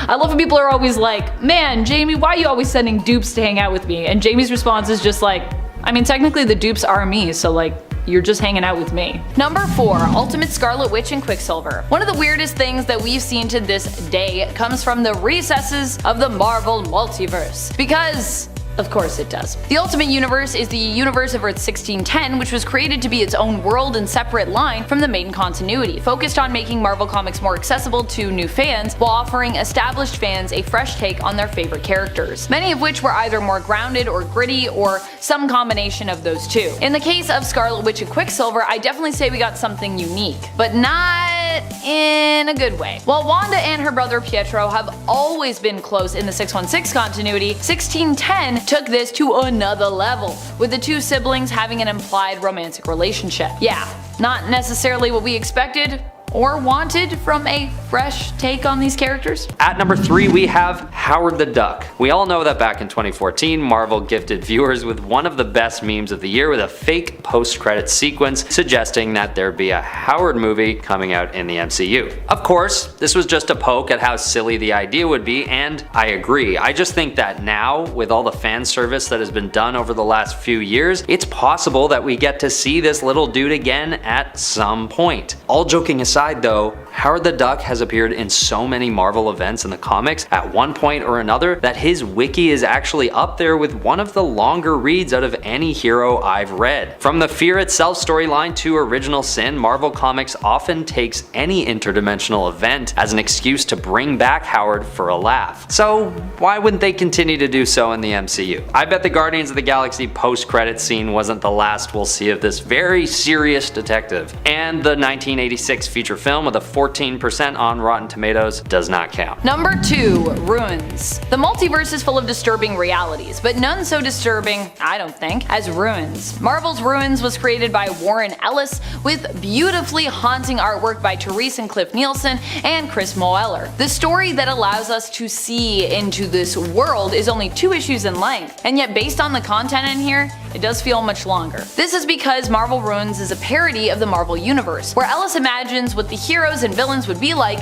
in the real world. It's bleak and disturbing, with many superpowers being practically explored in a way that turns them into more of a curse than a blessing. Number 1, Sins Past. Maybe one of the weirdest things in all of the cosmos and across multiple realities actually comes from the main reality of Earth 616. This awful thing has since been retconned away, but it still happened, and you can still go back and read it, and likely be traumatized by reading it upon doing so. That's right, we are talking about Sins Past. In this story, Gwen Stacy and Norman Osborn were given added history. Doesn't sound so bad, yeah? Until you learn that this added history involved them being in a relationship together, a secret relationship where Norman got Gwen pregnant and was her first intimate lover. And as a result of their affair, they had 2 twin children who grew up to become goblins themselves. That's all I got. That's it, man. I'm just gonna throw my hands up to that because that's insane. Initially, of their children, Gabriel was known as Grey Goblin, and later on both Sarah and Gabriel will disguise themselves as the villain known as Kindred, which happened more recently in the comics. Don't worry though, we'd later learn that these two were actually just unstable clones, as opposed to being the true naturally born children of Gwen and Norman and their love affair. In at number 10, Danielle Moonstar. Danielle Moonstar is a confusing character, period. She's an individual who has been through multiple iterations of aliases, to the point where it's almost comical. Danielle Danny Moonstar first appeared in the New Mutants in 1982, and is a Cheyenne superhero who is generally associated with the X-Men. She was initially codenamed Psyche and later became Mirage. And her abilities history is a long one. Let's start with her mutant powers. She was a former empath who lost her abilities to communicate with animals and create 3-dimensional images of visual concept within her mind and the minds of others. Like I said, she lost that. Generally, she could manifest people's fears or desires as realistic illusions. She lost those powers on M-Day and then regained them after being infected with the transmute virus, but then was also cured of it by Dark Beast. See what I mean? It's already confusing. She briefly could make telepathic images manifest as psionic energy, allowing them to become tangible entities of solid psionic force, but that was limited. She would carry around a dream spear with her to destroy them when she was done with them. Unfortunately though, these powers would give her blinding headaches. Then, she became a Valkyrie, and was endowed with the Valkyrie power to perceive death. She would lose those powers though when Asgard fell, but then made a deal with Hela to get them back. And in the past, she was capable of manipulating quantum energy. Moving on to number 9, Black Hood. When you hear the name Black Hood, a couple of different things may pop into your mind. For starters, it's a name that likely elicits a pulp character, mysterious and criminal perhaps in nature, a vigilante maybe. Now for those of you immersed in pop culture sensations, you might think of the CW TV series Riverdale and its mildly absurd Black Hood serial killer storyline. If you don't watch Riverdale, yes, that's a thing. Well, the Black Hood comic character actually has relations to that latter association, since he was a creation of Archie Comics. First appearing in Top Notch Comics issue 9 in 1940, he became rather popular, getting his own title called Black Hood Comics in 1943, which was a pulp magazine that ran for 11 issues before it was retitled and shifted its focus to being an all-humor title. During his time under Archie Comics, he was merely a great fighter and detective, but after the character was revived by DC's Impact Comics imprint in 1991, he gained a different set of powers, magically increased physical abilities and awareness. So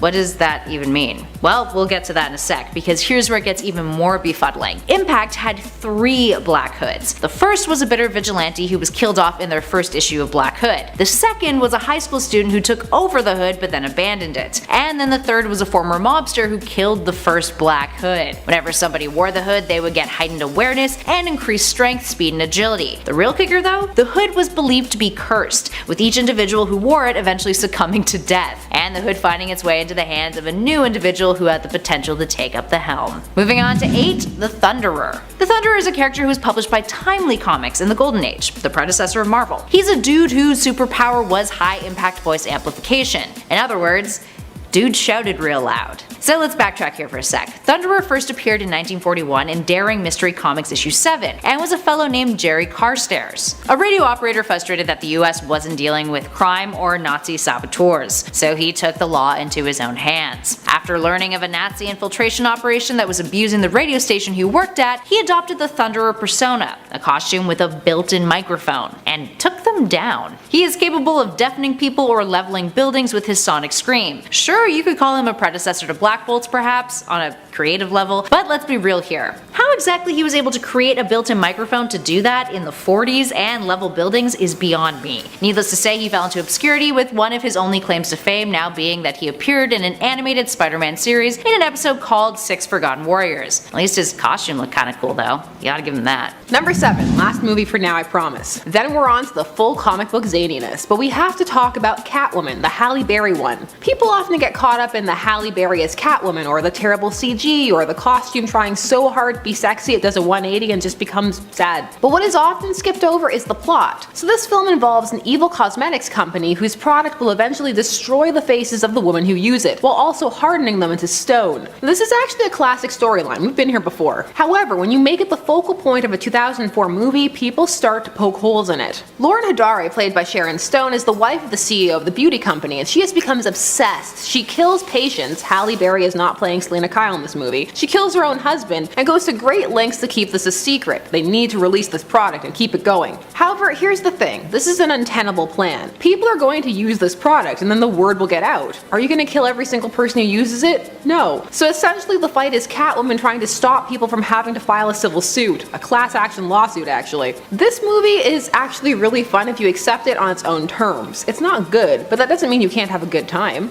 And at 6, Kylun. There are plenty of animal-themed superheroes out there in the world of comics. Generally, their powers derive from their animal persona, as if they were some sort of anthropomorphic creature who had the abilities of said creature. We're not talking furries here, friends. Don't you dare make that joke in the comments. For example, take a look at Beast. Even Wolverine has similarities to his alias's namesake. But then there is Kylun, who is slightly misleading. Sure, he looks like a cat creature of sorts, feline in nature, but that has no relation to his abilities. He's got claws and fangs which he can use in battle, but his true power is something unrelated. He can mimic sounds. Literally any sound that he hears, Kylun, aka Colin McKay, can replicate it thanks to his superpowered vocal cords. You weren't expecting that, were you? Number 5. Endosim Armor. This first debuted in the Superior Iron Man #1 in 2014. So in 2014, Marvel had an event called Axis, which many do not remember too fondly. Cliff Cliff Notes: Avengers and X-Men versus the Red Skull controlling Xavier and Onslaught. After all of this, Tony's personality was flipped, so now he was Dark Tony. And so he created the Armor Mark 50, a smart liquid metal mesh incorporating symbiote elements. What could go wrong? Also, I can't hear liquid metal without thinking about Terminator 2. It's actually kinda sad. This was a mindless artificial symbiote that was entirely controlled via artificial intelligence, and then cast aside when Tony's personality flipped back. Superior Iron Man was an interesting time. 100% it just existed because of how well Superior Spider-Man had done, but you know, that one had stakes. Shots fired, I'm sorry. I actually have a soft spot for the aesthetic of this armor. Moving on to number 4, Super Teen. On one of our previous lists, we mentioned Pureheart, the superhero version of Archie's comics namesake, Archie Andrews. He is a superhero who is pure of heart, if his name didn't give that away. And what exactly he is capable of is questionable at best. As long as he remains pure of heart, he has superpowers. You guys should probably go watch part 3 of this list if you're curious. Now for those of you who already have, at this number we have one of his companions, the superhero version of Betty Cooper, who comes to be when Betty twists her magical ponytail. Actually, her powers are supposed to be similar to Pureheart's, which, yes, just makes her more confusing. She has been described as a hero who can, I quote, do just about anything with her snappy looking costume and jet belt. So we know she can fly, we know she has super strength, we know that she is super durable, and we know her powers come to be when she witnesses someone's life in danger. For example, Archie about to get hit by a truck, Archie about to fall off a ledge, Archie about to hurt himself in pretty much any way possible, because apparently he is super klutzy. Or at least he is when Super Teen's around. But aside from that, she just tends to be a bit vague in her portrayals, hence her inclusion on this list. And just baffling conceptually in general. It's like Archie Comics is like, let's make our characters into superheroes. That's a great idea, and it just didn't really work out. Number 3.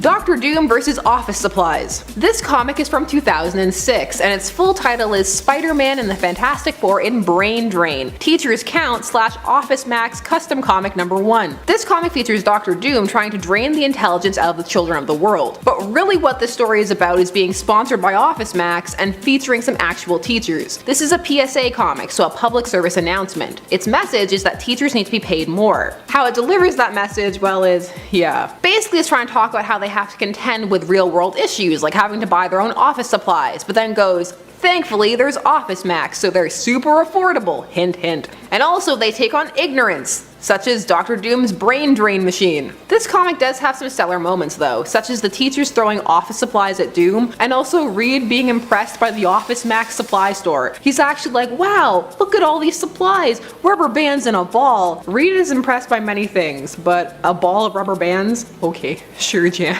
Up next at 2, Doorman. Doorman, aka Damar Davis, is a Marvel character who first appeared in West Coast Avengers Volume 2, Issue 46 in 1989, and was a member of the Great Lakes Avengers. He responded to Mr. Immortal's ad for Heroes for the Great Lakes team, who, on paper, can generate portals, and can fly via skis, which yes is weird. He is intangible and can also bring souls to the afterlife. It's a confusing set of skills, right? But here's where it gets more perplexing. His portal ability has a restriction. He can teleport people through walls, with his body serving as that portal, hence the name Doorman. Concerning the skis, he can summon them at will, although that doesn't make them any less confusing. If anything, his most useful talent is delivering souls to oblivion, but even then, he can only do it if that person is deceased, and he becomes only visible to that soul. It's like his creators didn't really think the portal ability was enough, so they decided to use the more mythical version of the Doorman, or Gatekeeper, and make him all about death, which, for the record, was a power of his added after the fact. Number 10. Nazis raise milk prices. This comes to us from 1942, so get ready, full steam propaganda ahead. All the heroes who were around at this time period were fighting Nazis, and Wonder Woman was no exception. But they still wanted there to be comic book plots, like this one from Sensation Comics number 7. In this tale, Diana notices that the price of milk is soaring, and she's on the case. She goes to speak to the head of International Milk Co., but he's dismissive.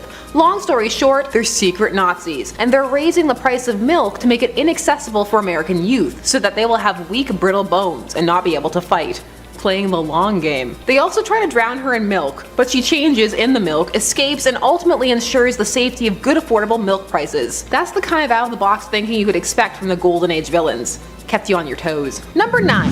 Ra's al Ghul pretends to be Talia to get Bruce Wayne's body. This is going to take us over to Batman Beyond, and is largely on here because I want to talk about this show and this fantastic episode. This plot comes to us from the episode Out of the Past, and deals with Bruce's sadness about aging and how he feels the best years of his life and his great loves are behind him. When lo and behold, Talia appears, offering him the chance to rejuvenate in the Lazarus Pit, thusly leaving Gotham to Terry and come and finally live their life together. Also, this is all pre-Damian, so she hasn't raped him in this continuity. That's how Damian was conceived. Fast facts. Bruce starts to take her up on it, but as you can imagine, it's too good to be true. And after sharing a kiss, and maybe more, it's revealed that Talia isn't Talia at all. It's Ra's, who has overwritten Talia, taking control of her body. This is all part of a long quest because he wants Bruce's body to rejuvenate it, transfer his consciousness into it, and pretend to be his long-lost heir, continuing his plans with Bruce Wayne's resources. Here's the thing, he didn't have to do this with Bruce. He could have picked any old rich Joe Schmo with no legitimate heirs and tempted them with youth. This was just creepy, and leads me to wonder about his true feelings for Bruce. Great episode, good series, watch it, that is all. And look, I didn't go off on my usual DCAU tangent, which this series is a part of. Number 8, we have to take a look at a movie now. We've got Captain America, the really cheesy one from 1990. The movie that gave us a Steve Rogers who steals vans by pretending to be carsick. In this film, the Red Skull is really against the president's pro-environmental campaign, and decides that really there's only one thing to do, and that's kidnap and brainwash him. This is instead of assassinating him, which was an option, but the kidnap brainwash plan is just so much more fun. The Red Skull needs a challenge. There's also nukes involved, but this brainwashing plot was the crux of it. This plan is weak, and if the Red Skull were real, I'm sure he'd sue for slander, cause he'd never come up with such a played out plan. At least not in the 90s. Maybe in the days of the Great Milk Price Hike though.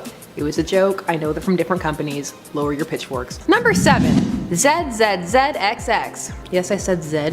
It's Canada up here. This is a more recent addition who debuted in X-Men Kingbreaker number 2 in 2009. This symbiote is a Clintar and a mutant, and it eats brains. It was discovered by the Shi'ar. The most interesting thing about this symbiote, aside from its rather random letter-centric name, is how it was weaponized against the Charles Xavier from the Cancerverse, which was a realm introduced in the Realm of Kings crossover comic 2010, a universe ruled by evil organic masses. So the Xavier in this universe was a planet-sized brain, and for a brain eater like ZZZXX, a match made in heaven. This could really have hit the zombie element harder with the symbiote, but I mean, they have Marvel Zombies for that. Number 6. Scarecrow makes everyone illiterate. So the DCAU, that being the DC Animated Universe, had a series of tie-in Batman comics, 2 series actually, and this plot comes from those pages. And it takes the heroes a while to figure out that it's actually a Scarecrow plot, because in all fairness, it doesn't match his usual MO, at least not until you really think about it. So in this story, nobody can read anything anymore. They can't read signs,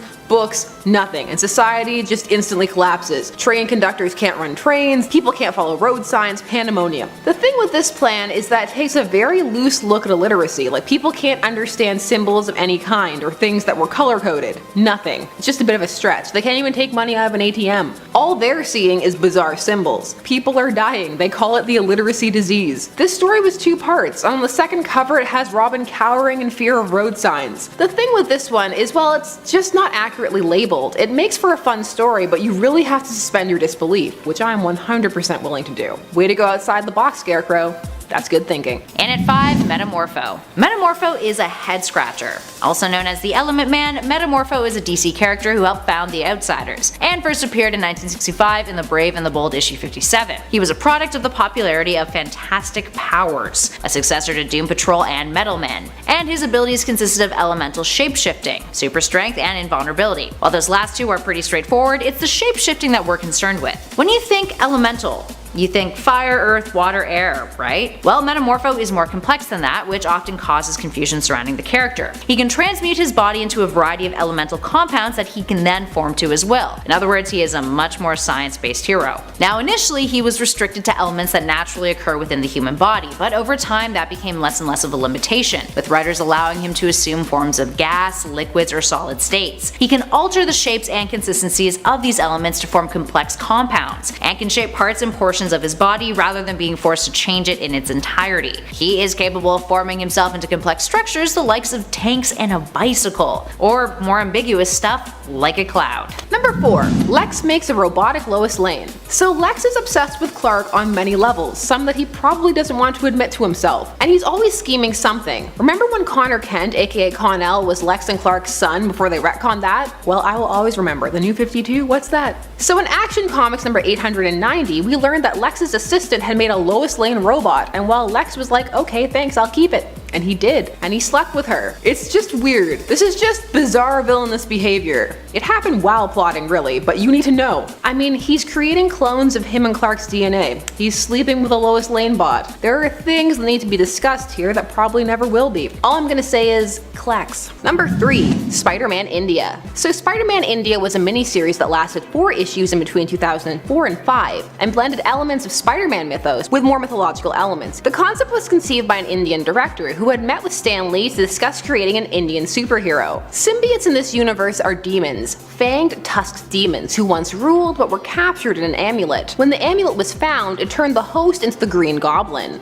The demon would hop from the Green Goblin to Spider-Man, but be expelled, but before this it is called Venom. The amulet is destroyed, but not Venom. He's always a menace, no matter the Earth. Number 2. Magneto was Zoran all along. This arc and the retcon that had to be done afterwards are still confusing to people. So Zorn debuted in the new X-Men Annual number 1, and he existed, like he was real, only at some point he was replaced by Magneto, and no one noticed, because Magneto sorta mimicked the abilities that Zorn had, and he was masked. But then he was unmasked, and haha, with the help of Chinese supporters, it was Magneto the whole time, and he wasn't dead, and he did all this, pretended to be a teacher for months because he wanted to infiltrate the X-Men. So yeah, this was clearly a reveal to be a reveal, and then they had to retcon it away, and it doesn't even make sense how they did it. Just why? Unpopular opinion, I think this entire run by Grant Morrison is overrated. Leave your unpopular opinions down below. I can see them now. You're overrated. You move your hands too much. Number 1. Big Barda and Superman are kidnapped to make a porno. So for this, we need to go back to Action Comics number 592. And in this story, poor Barda, who is just adjusting to her life on Earth, tries to stop a crime, only to end up in the sewers and kidnapped by a villain called the Sleaze, who lives up to his name and then some. He can control people's emotions and force them to do his bidding, and his plan at first is just to make her dance for him. But by happenstance, Superman ends up tracking Sleaze to the sewers, and then they both end up under his control. And his next plan is to take them to a pornographer to shoot an official porn movie for the money. The worst part, they're both fighting it the entire time, but can't. Thankfully, they're saved by Barda's husband, Mr. Miracle, and all they've done is kiss. Okay, this plan, it makes sense, it's just really gross and icky. It's not even a bad story, it just leaves you feeling like you need several showers. It's a super petty, weak plan. I mean, Sleaze, you were from Apocalypse, and this is the best you got? Actually, I'm kinda glad. If this was the B plan, I don't want to see the A plan. It's probably like a superhero orgy or something.